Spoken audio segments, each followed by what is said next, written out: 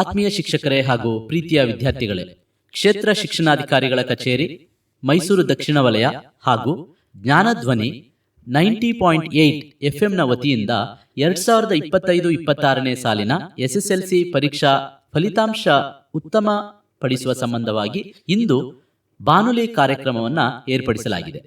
ನಮ್ಮ ವಲಯದ ಸಂಪನ್ಮೂಲ ವ್ಯಕ್ತಿಗಳಾದ ಶ್ರೀಯುತ ಬಸವರಾಜು, ಕೆಪಿಎಸ್ ಕುವೆಂಪು ನಗರ ಹಾಗೂ ಶ್ರೀಮತಿ ಶೋಭಾ, ಜಿಎಚ್ಎಸ್ ಕನಕಗಿರಿ, ಇವರಿಬ್ಬರನ್ನ ಸಂಪನ್ಮೂಲ ವ್ಯಕ್ತಿಗಳಾಗಿ ಈ ರೇಡಿಯೋ ಕಾರ್ಯಕ್ರಮಕ್ಕೆ ಸ್ವಾಗತಿಸ್ತಾ ಇದ್ದೇನೆ. Thank you sir. Thank you sir. ಇವತ್ತಿನ ಈ ಕಾರ್ಯಕ್ರಮದಲ್ಲಿ ಸಮಾಜ ವಿಜ್ಞಾನ, ಸೋಷಿಯಲ್ ಸೈನ್ಸ್ನ ಅಂಕಗಳನ್ನು ಉತ್ತಮ ಪಡಿಸಿಕೊಳ್ಳೋದು ಹೇಗೆ ಅನ್ನೋದ್ರ ಬಗ್ಗೆ ಈ ಇಬ್ಬರು ಸಂಪನ್ಮೂಲ ವ್ಯಕ್ತಿಗಳು ಮಾತನಾಡಿದ್ದಾರೆ. ಬಸವರಾಜ್ ಸರ್, ಸಾಮಾನ್ಯವಾಗಿ ವಿದ್ಯಾರ್ಥಿಗಳು ಪ್ರಶ್ನೆ ಉತ್ತರ ಓದ್ಕೊಂಡು ಹೋಗ್ತಾರೆ. ಕೆಲವು ವಿಷಯದಲ್ಲಿ ಕಷ್ಟ ಅಂತನ್ಸುತ್ತೆ, ಕೆಲವರು ಉತ್ತಮ ಅಂಕಗಳನ್ನು ಪಡಿತಾರೆ. ಹಾಗಿದ್ರೆ ನಮ್ಮ ವಿದ್ಯಾರ್ಥಿಗಳು ಪಾಸ್ ಆಗೋದ್ರಿಂದ ಉತ್ತಮ ಅಂಕಗಳನ್ನು ಗಳಿಸೋದು ಹೇಗೆ? ಅಂದರೆ ಈ ಬಾರಿಯ ನಮ್ಮ ರಾಜ್ಯದ ವಿಶೇಷತೆ ಏನು ಅಂದರೆ, ಕಳೆದ ಬಾರಿಯ ಫಲಿತಾಂಶ 60-70% ಮಧ್ಯದಲ್ಲಿ ಇತ್ತು ವಿವಿಧ ಜಿಲ್ಲೆಗಳದು. ಆದರೆ ಈ ಬಾರಿ ನಮ್ಮ ರಾಜ್ಯದ ಪ್ರತಿಯೊಬ್ಬ ವಿದ್ಯಾರ್ಥಿಯೂ ಪಾಸ್ ಆಗಲೇಬೇಕು ಅನ್ನುವಂತಹ ಒಂದು ಆಶಯದೊಂದಿಗೆ ಸುಮಾರು ಬದಲಾವಣೆಗಳನ್ನು ಇಲಾಖೆ ಮಾಡಿದೆ. ಬದಲಾವಣೆ ಅಂದರೆ ಬೇರೇನೂ ಅಲ್ಲ, ವಿದ್ಯಾರ್ಥಿಗಳು ಈ ನಿಟ್ಟಿನಲ್ಲಿ ಓದಿದರೆ ಅವರಿಗೆ ಉತ್ತಮ ಅಂಕಗಳು ಬರುತ್ತೆ ಅಂತನ್ನೋದನ್ನು ಮನದಟ್ಟು ಮಾಡೋದಕ್ಕೋಸ್ಕರ ಇತ್ತೀಚೆಗೆ ಶಿಕ್ಷಕರ ಕಾರ್ಯಾಗಾರವನ್ನು ಸಹ ಏರ್ಪಡಿಸಿತ್ತು. ಅದರಲ್ಲಿ ಚರ್ಚಿಸಿದಂತಹ ವಿಷಯಗಳು ಜೊತೆಗೆ ಇನ್ನಿತರ ವಿಷಯಗಳು ವಿದ್ಯಾರ್ಥಿಗಳಿಗೆ ತಲುಪಬೇಕು ಅಂತಲೇ ಕ್ಷೇತ್ರ ಶಿಕ್ಷಣಾಧಿಕಾರಿಗಳ ಕಚೇರಿಯಿಂದ ಈ ರೇಡಿಯೋ ಕಾರ್ಯಕ್ರಮವನ್ನು ಹಮ್ಮಿಕೊಳ್ಳಲಾಗಿದೆ. ದಯವಿಟ್ಟು ವಿದ್ಯಾರ್ಥಿಗಳು ಯಾವ ದಿಕ್ಕಿನಲ್ಲಿ ಓದಬೇಕು ಹಾಗೂ ಯಾವ ರೀತಿ ಪ್ರಯತ್ನವನ್ನು ಪಡಬೇಕು ಅಂತ ತಿಳಿಸ್ಬೋದಾ? ಖಂಡಿತ. ವಿದ್ಯಾರ್ಥಿಗಳು ಮೊದಲು ಆತ್ಮವಿಶ್ವಾಸವನ್ನು ಬೆಳೆಸ್ಕೊಳ್ಬೇಕು. ನಾನು ಅತಿ ಹೆಚ್ಚು ಅಂಕನ ಗಳಿಸ್ತೀನಿ ಅನ್ನೋ ಒಂದು ಆತ್ಮವಿಶ್ವಾಸ ಇದ್ದರೆ ಅರ್ಧ ಯಶಸ್ಸು ಉಂಟಾದಂಗೆ. ಪರೀಕ್ಷಾ ಭಯ ಅನ್ನೋದನ್ನು ಬಿಡಬೇಕು. ಜೊತೆಗೆ ಸರ್ಕಾರ ಏನೀಗ ಅಲ್ಪ ಸ್ವಲ್ಪ ಬದಲಾವಣೆ ಮಾಡಿದೆ, ಅದು ವಿದ್ಯಾರ್ಥಿ ಸ್ನೇಹಿ, ಪೂರ್ಣವಾಗಿ ವಿದ್ಯಾರ್ಥಿ ಸ್ನೇಹಿ. ಹಾಗಾಗಿ ಖುಷಿ ಪಡಿ ಮತ್ತು ಅದನ್ನು ಸದುಪಯೋಗ ಪಡಿಸ್ಕೊಳ್ಳೋ ಕಡೆ ಗಮನ ಕೊಟ್ಟರೆ ತುಂಬ ಅನುಕೂಲ ಆಗ್ತದೆ ನಮ್ಮ ಮಕ್ಕಳು. ಮತ್ತು LBA ಅಂತ ಈಗಾಗಲೇ ಒಂದು ಕ್ವಶನ್ ಬ್ಯಾಂಕ್ ವಿತ್ ಆನ್ಸರು ನಮ್ಮ ವಿದ್ಯಾರ್ಥಿಗಳಿಗೆ ಎಲ್ಲರಿಗೂ ತಲುಪಿದೆ. ಜೊತೆಗೆ 4 ನಮಗೆ ಮಾಡೆಲ್ ಕ್ವಶನ್ ಪೇಪರ್ಗಳು ಸಿಕ್ಕಿದೆ. ನಾವು ಅದಕ್ಕೆ ಅವನ್ನ ಅಭ್ಯಾಸ ಮಾಡಬೇಕು ಮತ್ತು ಅರ್ಥೈಸ್ಕೊಂಡು ಓದಬೇಕು. ಮುಖ್ಯವಾಗಿ ನಮ್ಮ ಮಕ್ಕಳು ಪ್ರಶ್ನೆಗೆ ಆನ್ಸರ್ನ ಎಲ್ಲದಕ್ಕೂ ಕಲ್ತಿರ್ತಾರೆ, ಆದರೆ ಆನ್ಸರ್ಗೆ ಪ್ರಶ್ನೆ ಪತ್ರಿಕೆ ನೋಡಿದಾಗ ಆ ಪ್ರಶ್ನೆಗೆ ಯಾವ ಆನ್ಸರ್ ಅನ್ನೋದು ಮರ್ತೋಗಿರುತ್ತೆ. ಇದೊಂದು ಅಂಶದ ಕಡೆಗೆ ಎಲ್ಲ ವಿದ್ಯಾರ್ಥಿಗಳು ಗಮನ ಕೊಡಲೇಬೇಕು ಅಂತ ಬಸವರಾಜ್ ಸರ್ ಹೇಳಿದರು. ವಿದ್ಯಾರ್ಥಿಗಳಿಗೆ ಉತ್ತರ ಗೊತ್ತು, ಆದರೆ ಯಾವ ಪ್ರಶ್ನೆಗೆ ಯಾವ ಉತ್ತರವನ್ನು ಎಷ್ಟು ಬರಿಬೇಕು ಅನ್ನೋದ್ರ ಕಡೆಗೆ ಅವರು ಗಮನ ಕೊಡಬೇಕು. ಖಂಡಿತ ಗಮನ ಕೊಡಬೇಕು. ಏಕೆಂದರೆ ಪ್ರಶ್ನೆನೇ ಅರ್ಥ ಮಾಡ್ಕೊಂಡಿರಲ್ಲ ಅವರು, ಆನ್ಸರ್ ಮಾತ್ರ ನೋಟ್ಸ್ ನೋಡ್ಕೊಂಡು ಚೆನ್ನಾಗಿ ಕಲ್ತಿರ್ತಾರೆ. ಮೊದಲಿಗೆ ಪ್ರಶ್ನೆನ ಅರ್ಥ ಮಾಡ್ಕೊಳ್ಬೇಕು, ಏನಿರ್ಬೋದು ಅಂತ. ಪ್ರಶ್ನೆ ಅರ್ಥ ಮಾಡ್ಕೊಂಡು ಆನಂತರ ನೀವು ಉತ್ತರ ಕಲ್ತ್ರೆ ಪ್ರಶ್ನೆ ಜೊತೆಗೆ ಅದು ನೆನಪಲ್ಲಿ ಉಳಿಯುತ್ತೆ. ನೀವು ಯಾವುದೇ ಪ್ರಶ್ನೆ ಕೊಟ್ಟರು, ಯಾವುದೇ ತಿರುಗಿಸಿ, ಸಮರ್ಥಿಸಿ, ವಿಶ್ಲೇಷಿಸಿ ಅಂತ ಕೊಟ್ಟರು ನಾವು ಆನ್ಸರ್ ಬರಿಬೋದು ಅನ್ನೋ ಕಾನ್ಫಿಡೆನ್ಸು ನಿಮಗೆ ಬರುತ್ತೆ. ಸಮಾಜ ವಿಜ್ಞಾನದಲ್ಲಿ ಇದುವರೆಗೆ ಸ್ಟೂಡೆಂಟ್ ಓದೇ ಇರಲ್ಲ ಅಥವಾ ಈಗ ಓದೋದಕ್ಕೆ ಪ್ರಾರಂಭ ಮಾಡ್ತೀಯಾನೆ, ಈಗ ಪ್ರಾರಂಭ ಮಾಡಿದ್ರೂ ಅವನು ಪಾಸಾಗುವಷ್ಟು ಮಟ್ಟಿಗೆ ಅಂಕಗಳನ್ನು ಗಳಿಸ್ಬೋದು ಅಂತ ಭಾವಿಸ್ತೀರಾ? ಖಂಡಿತ. ಯಾಕೆಂದರೆ ನಿತ್ಯ ಜೀವನದಲ್ಲಿ ನಾವು ಏನು ನೋಡ್ತಾ ಇದ್ದೀವಿ, ಕಲಿತಾ ಇದ್ದೀವಿ, ಅದಕ್ಕೆ ಆಧರಿಸಿದ ಪ್ರಶ್ನೆಗಳೇ ಹೆಚ್ಚಿನ ಭಾಗ ಬರುತ್ತೆ. ಉದಾಹರಣೆಗೆ ಅರಣ್ಯ ನಾಶಕ್ಕೆ ಕಾರಣ ಏನು, ಅರಣ್ಯದಿಂದ ನಮಗಾಗೋ ಉಪಯೋಗಗಳೇನು, ಪ್ರಾಮುಖ್ಯತೆ ಅಂತಲೂ ಕೇಳ್ಬೋದು. ತಡೆಗಟ್ಟೋ ಕ್ರಮಗಳು, ಈಗ ಯಾವುದೇ ಮಗುಗೂ ಪೂರ್ಣವಾಗಿ ಗೊತ್ತಿಲ್ಲದೆ ಇದ್ದರೂ ಕೆಲವಾರು ಅಂಶಗಳು ಗೊತ್ತು, ಅದನ್ನು ಆಧರಿಸಿನೂ ಉತ್ತರ ಬರಿಬೋದು. ಈಗ ಒಂದು ಸಾರಿ ವ್ಯವಸ್ಥಿತವಾಗಿ ಏನು ಶಿಕ್ಷಕರು ಕೊಡ್ತಾರೆ ಅವ್ರಿಗೆ ಕ್ವಶನ್ಗಳು, ಇಷ್ಟನ್ನು ಓದು, ಕಲಿ, ಏನಾದ್ರು ಗೊತ್ತಾಗಲಿಲ್ಲ ಅಂದರೆ ಕೇಳು, ಅರ್ಥೈಸ್ಕೊ ಅಂತ ಹೇಳ್ತಾರೆ. ಅದನ್ನು ಈಗಲೂ ಪ್ರಯತ್ನ ಪಟ್ಟರೆ ಕೇವಲ ನನ್ನ ಪ್ರಕಾರ 60 ದಿನದಲ್ಲಿ 60 ಅಂಕಗಳನ್ನು ಗಳಿಸೋಕೆ ಏನು ತೊಂದರೆ ಇಲ್ಲ. ಆದರೆ ಈಗಲಿಂದನಾದರೂ ಮನಸ್ಸು ಮಾಡಬೇಕು ಅವರು. ಈ ಕ್ಷಣದಿಂದಲೇ ಮನಸ್ಸು ಮಾಡಿದ್ರೂ 60 ಅಂಕಗಳನ್ನು ಸುಲಭವಾಗಿ ಗಳಿಸ್ಬೋದು ಅಂತ ಈ ವರ್ಷದ ಸಾಧ್ಯತೆಯ ಬಗ್ಗೆ ತಾವು ಮಾತಾಡ್ತಾ ಇದ್ದೀವಿ. ಹೌದೌದು. ಶೋಭಾ ಮೇಡಮ್, ಎಸ್ ಸರ್, ಇದುವರೆಗೂ ನಡೆದಂತಹ ಪರೀಕ್ಷೆಗಳಿಗಿಂತ ಈ ಪರೀಕ್ಷೆಯಲ್ಲಿ ಭಿನ್ನ ಹೇಗೆ ಅಂತ ಬಸವರಾಜ್ ಸರ್ ತಿಳಿಸ್ತಾ ಇದ್ರು. LBA ಪ್ರಶ್ನೆ ಕೋಟಿ ಇದೆ, ಹಾಗೆಯೇ ಮಾದರಿ ಪ್ರಶ್ನೆ ಪತ್ರಿಕೆಗಳಿದೆ. ಈ ವರ್ಷ ಮಂಡಳಿಯಿಂದನೇ 3 ಪೂರ್ವಭಾವಿ ಪರೀಕ್ಷೆಗಳನ್ನು ಮಾಡ್ತಾ ಇದ್ದಾರೆ ಅಂತ ಕೇಳ್ಪಟ್ಟೆ. ಹೌದು ಸರ್. ಹಾಗಿದ್ರೆ ಈ ಪರೀಕ್ಷೆಗಳನ್ನು ಎದುರಿಸೋದಕ್ಕಿಂತ ಮೊದಲು ಅವ್ರು ಯಾವ ನಿಟ್ಟಿನಲ್ಲಿ ಪ್ರಯತ್ನ ಪಡಬೇಕು, ಸ್ವಲ್ಪ ಗೈಡ್ ಮಾಡ್ತೀರಾ? ಖಂಡಿತ ಸರ್. ಇಲ್ಲಿ ವಿದ್ಯಾರ್ಥಿಗಳಿಗೆ ಸಮಾಜ ವಿಜ್ಞಾನ ಅಂದ ತಕ್ಷಣ ಅವರಿಗೆ ಭಯ ಆಗೋವಂಥದ್ದು, ವಿ ಹ್ಯಾವ್ 33 ಚಾಪ್ಟರ್ಸ್ ಅಂತ. ಸೊ ಆ ಆ ಚಾಪ್ಟರ್ಸ್ ನಂಬರ್ ನೋಡಿದ ತಕ್ಷಣನೇ ಅಯ್ಯೋ ಇಷ್ಟೊಂದು ಇದೆಯಾ ಅಂತ. ಆ್ಯಂಡ್ ಜೊತೆಗೆ ಕಂಟೆಂಟ್ ಕೂಡ ಜಾಸ್ತಿ ಇದೆ ಅಲ್ಲಿ. ಸೊ ಹಾಗಾಗಿ ಹೆದರ್ಕೊಳ್ಳೋದೇನು ಬೇಡ. ಅದಕ್ಕೊಂದು ಪರಿಹಾರ ಏನಪ್ಪ ಅಂತಂದರೆ, ಈ ವರ್ಷದಲ್ಲಿ ಇಲಾಖೆ ನಮಗೆ ಒಂದು ಬ್ಲೂ ಪ್ರಿಂಟ್ ಅಂತ ಕೊಟ್ಟಿದೆ. ಸೊ ಆ ಬ್ಲೂ ಪ್ರಿಂಟನ್ನು ಆಧರಿಸ್ಕೊಂಡಾಗ ಯಾವ್ಯಾವ ವಿಭಾಗಕ್ಕೆ ಎಷ್ಟೆಷ್ಟು ಮಾರ್ಕ್ಸ್ ಇದೆ, ಆ ವೇಟೇಜ್ ಏನು ಕೊಟ್ಟಿದ್ದಾರೆ ಅನ್ನೋದನ್ನು ನೋಡಿಕೊಂಡ್ರೆ ಸೊ ದೇ ಕ್ಯಾನ್ ಗೆಸ್ ಆ ಒಂದು ಚಾಪ್ಟರಿಂದ ಸೊ ಎಷ್ಟು ವೆಯ್ಟೇಜ್ ಇದೆ ಅಂದರೆ ಏನೆಲ್ಲ ಕ್ವಶನ್ಸ್ ಬರೋದಕ್ಕೆ ಸಾಧ್ಯತೆ ಇದೆ ಅನ್ನೋದನ್ನು ತುಂಬ ಸುಲಭವಾಗಿ ಪ್ರತಿ ಶಿಕ್ಷಕರು ಅವರ ಅನುಭವದಲ್ಲಿ ಸೊ ಇಲ್ಲಿ ಕ್ವಶನ್ಸನ್ನು ಗೆಸ್ ಮಾಡ್ಬೋದು. ಜೊತೆಗೆ ಸ್ಟೂಡೆಂಟ್ಸು ಕೂಡ ಆ ನಿಟ್ಟಿನಲ್ಲೇ ಬ್ಲೂ ಪ್ರಿಂಟನ್ನು ತಿಳ್ಕೊಂಡು ಸೊ ಆ ನಿಟ್ಟಿನಲ್ಲಿ ಅವರು ಪ್ರಯತ್ನವನ್ನು ಮಾಡಿದ್ರೆ ಬಸವರಾಜು ಸರ್ ಹೇಳ್ದಂಗೆ 60ಕ್ಕಿಂತ ಹೆಚ್ಚು ಅಂಕಗಳನ್ನು ಗಳಿಸೋದಕ್ಕೆ ಇಲ್ಲಿ ಸಾಧ್ಯತೆ ಖಂಡಿತ ಇದೆ ಸರ್. ಓಕೆ, ಈಗ ಮತ್ತೊಮ್ಮೆ ಬಸವರಾಜ್ ಸರ್, ಯಾವ ದಿಕ್ಕಿನಲ್ಲಿ ಪ್ರಾರಂಭ ಮಾಡೋಣ ನಾವು? ಓದೋದಕ್ಕೆ ನಾವು ಒಂದು ಪ್ಲ್ಯಾನ್ ಮಾಡ್ಕೊಳ್ಬೇಕು. ಮುಖ್ಯವಾಗಿ ಶಿಕ್ಷಕರು ನಿಮಗೆ ಸಲಹೆ ಕೊಡ್ತಾರೆ, ಒಂದು ಪ್ಲ್ಯಾನ್ ಮಾಡಿ ವೈಯಕ್ತಿಕ ಒಂದು ಯೋಜನೆಯನ್ನು ತಯಾರಿಸ್ಕೊಳ್ಬೇಕು.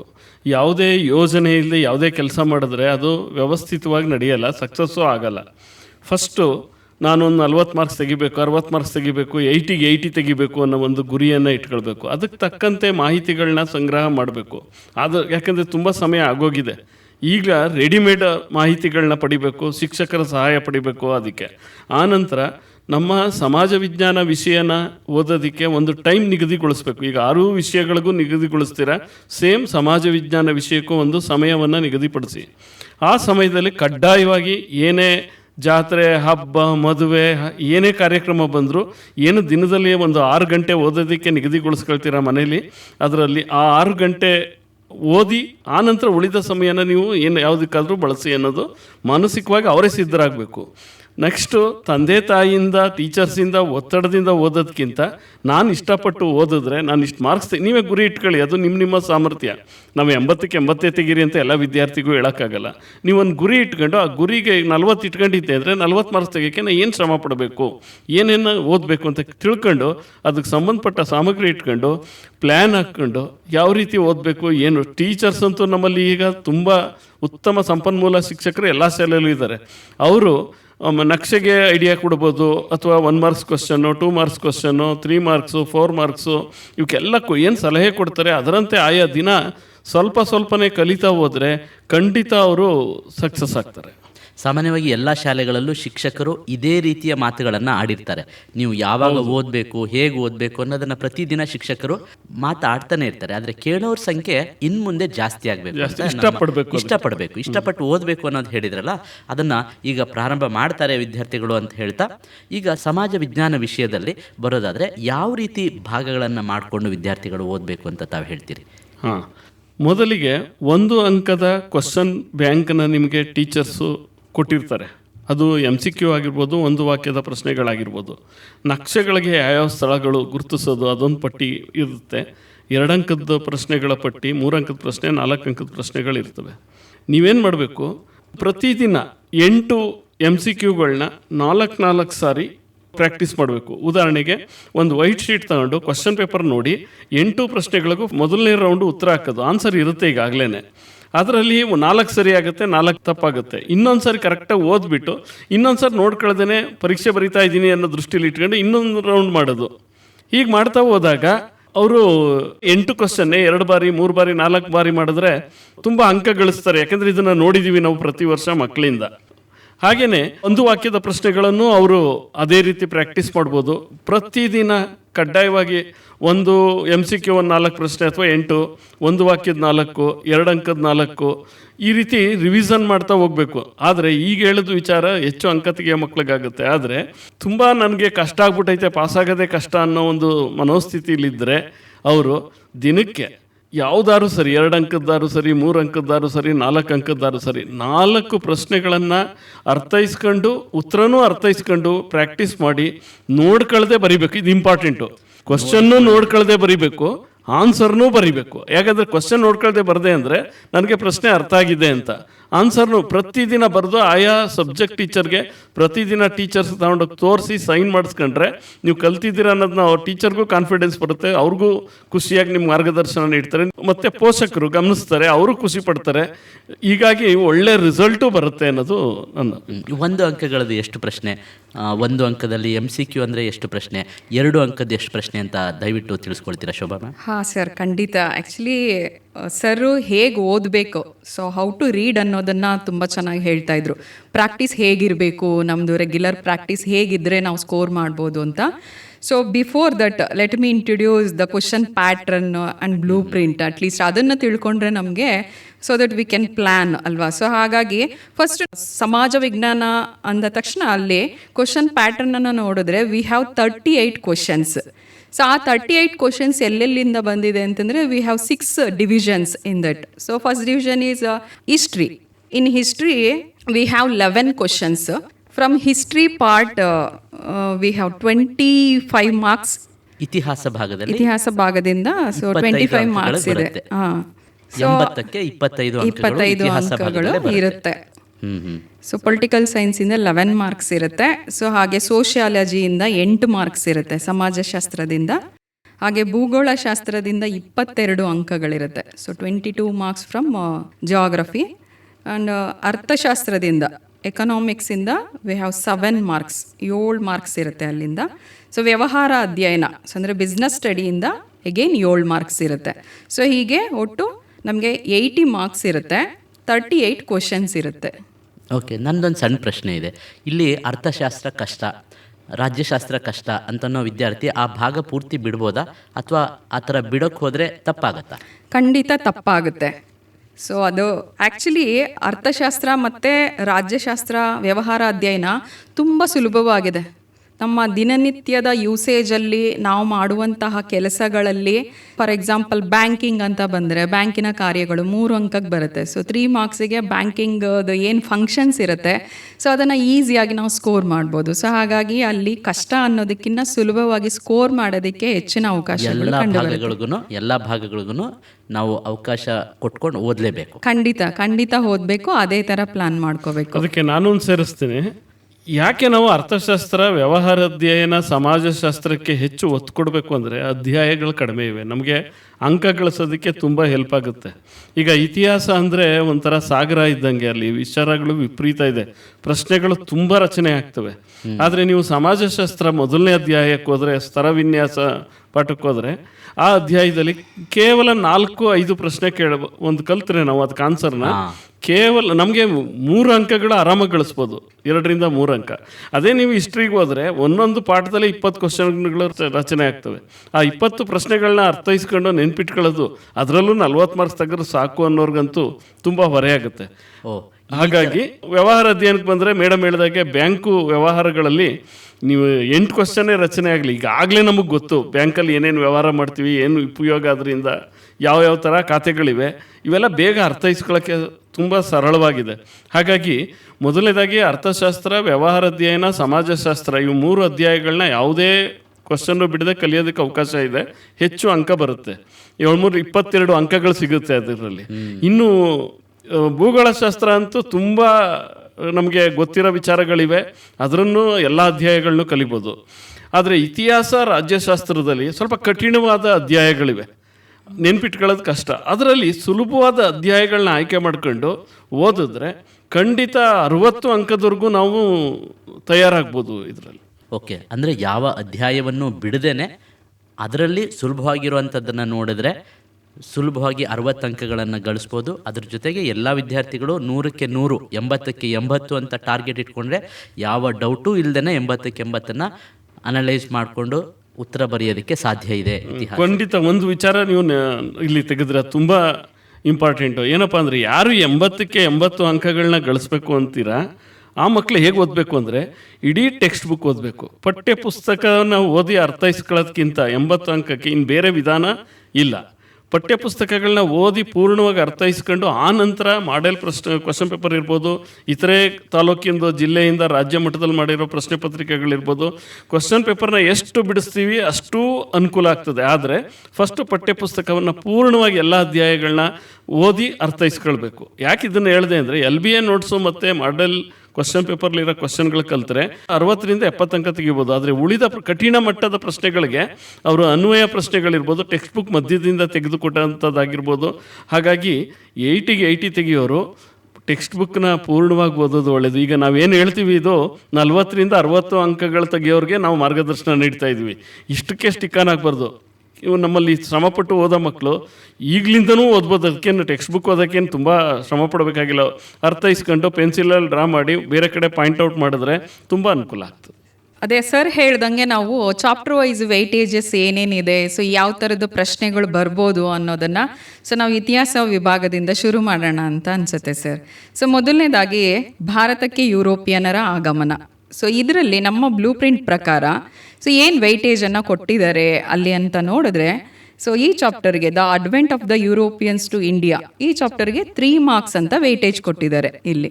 ಸೊ 3 ಮಾರ್ಕ್ಸಲ್ಲಿ ನಮಗೆ ಕ್ವಶನ್ಸ್ ಆಲ್ರೆಡಿ ಕೆಲವು ಕ್ವಶನ್ಸು ರೆಗ್ಯುಲರಾಗಿ ಕೇಳೋ ಕ್ವಶನ್ಸು ಗೊತ್ತಿದೆ. ಭಾರತಕ್ಕೆ ಹೊಸ ಜಲಮಾರ್ಗವನ್ನು ಕಂಡುಹಿಡಿಯಲು ಪ್ರೇರಣೆಯಾದಂತಹ ಅಂಶಗಳು ಯಾವ್ಯಾವುದು, ಪ್ಲಾಸಿ ಕದನಕ್ಕೆ ಕಾರಣ ಏನು, ಪರಿಣಾಮಗಳೇನು, ಬಕ್ಸರ್ ಕದನಕ್ಕೆ ಕಾರಣ ಪರಿಣಾಮಗಳೇನು, ಈ ಥರದ ಒಂದು ಪ್ರಶ್ನೆಗಳನ್ನು ನಾವಿಲ್ಲಿ ಲಿಸ್ಟ್ ಔಟ್ ಮಾಡ್ತೀವಿ. Discuss the factors that led to the discovery of a new sea route to India. So ಹಾಗೆ the battle of Buxar helped the British to gain control over Bengal, justify ಅಂತಲೂ ಇದೆ. What were the causes and consequences of the battle of Plassey. And ತುಂಬ important question ಇದೆ ಇನ್ನೊಂದು. So ಏನು ಅಂದರೆ ಮಾರ್ತಾಂಡ ವರ್ಮ ಡಚ್ಚರನ್ನು ಹೇಗೆ ಸೋಲಿಸಿದ ಅಂತ.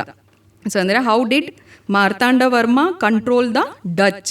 ಇತ್ತೀಚೆಗೆ ಈ ಪ್ರಶ್ನೆ ಹೆಚ್ಚು ಬಾರಿ ಕೇಳಿದ್ದಾರೆ. ಪ್ರಚಲಿತ ವೆರಿ ರಿಪೀಟೆಡ್ ಕ್ವಶನ್. ಸೊ ಹಾಗಾಗಿ ಈ ಥರದ ಒಂದು ಕ್ವಶನ್ಸ್ಗೆ ಈ ಒಂದು ಚಾಪ್ಟರಲ್ಲಿ ಹೆಚ್ಚು ಫೋಕಸ್ ಮಾಡಿದ್ರೆ. ಇನ್ನೊಂದು ಪ್ರಶ್ನೆ ಕೇಳ್ಬೋದು ಮೇಡಮ್ ಅಲ್ಲಿ, ದ್ವಿ ಸರ್ಕಾರ ಪದ್ಧತಿಯನ್ನು ವಿವರಿಸಿ, ಇದನ್ನ ಯಾರು ಜಾರಿಗೆ ತಂದ್ರು? Explain the dual system, who introduced that system ಅಂತ ಕೇಳ್ಬೋದು. ಸೊ ಹಾಗಾಗಿ ಈ ಪ್ರಶ್ನೆಗಳ ಕಡೆ ಹೆಚ್ಚು ಒತ್ತು ಕೊಟ್ಟರೆ ಖಂಡಿತ ಈಗೇನು ಡಿಸ್ಕಸ್ ಮಾಡಿದ್ವಿ ನಾವು ಕ್ವಶನ್ಸು, ಅದರಿಂದ 3 ಅಂಕ ಗಳಿಸೋದಕ್ಕೆ ಸಾಧ್ಯತೆ ಇದೆ. ಸೊ ನೆಕ್ಸ್ಟು ಬ್ರಿಟಿಷ್ ಆಳ್ವಿಕೆಯ ವಿಸ್ತರಣೆ, the extension of the British rule ಅಂತ ಇದೆ. ಸೊ ಇಲ್ಲಿ ನಮಗೆ ಇಲಾಖೆ ನೀಡಿರುವಂಥ ಬ್ಲೂ ಪ್ರಿಂಟ್ ಪ್ರಕಾರ 2 ಮಾರ್ಕ್ಸ್ ವೆಯ್ಟೇಜನ್ನು ಕೊಟ್ಟಿದ್ದಾರೆ. ಸೊ ಅಲ್ಲಿ ಡೈರೆಕ್ಟಾಗಿ 2 ಮಾರ್ಕ್ಸು ಕೇಳ್ಬೋದು ಅಥವಾ 1 ಅಂಕದ 2 ಮಾರ್ಕ್ಸು ಕೇಳೋಕ್ಕೆ ಸಾಧ್ಯತೆ ಇರುತ್ತೆ.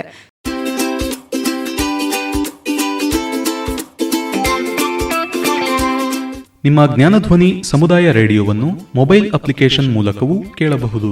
ಈ ಅಪ್ಲಿಕೇಶನ್ ಡೌನ್ಲೋಡ್ ಮಾಡಿಕೊಳ್ಳಲು ಲಿಂಕ್ ಹೀಗಿದೆ: https://play.google.com/store/apps/details ?ID = ATCMET radio.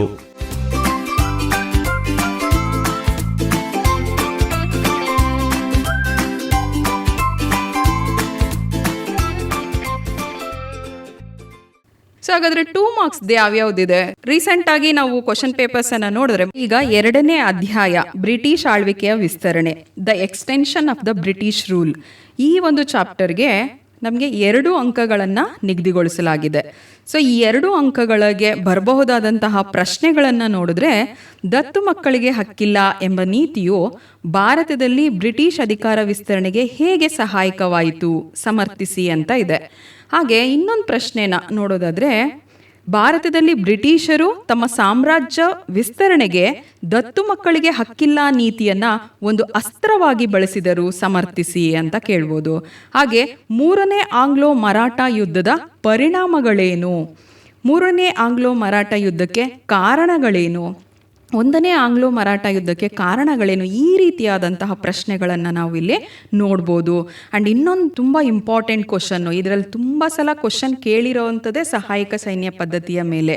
So ಹಾಗಾಗಿ ಈ ಪ್ರಶ್ನೆಗಳಿಗೆ ಒತ್ತು ಕೊಟ್ಟರೆ ಸೊ ಒಳ್ಳೆಯದು ಅನಿಸುತ್ತೆ. ಏನು ಹೇಳ್ತೀರಾ ಬಸವರಾಜು? ಖಂಡಿತ.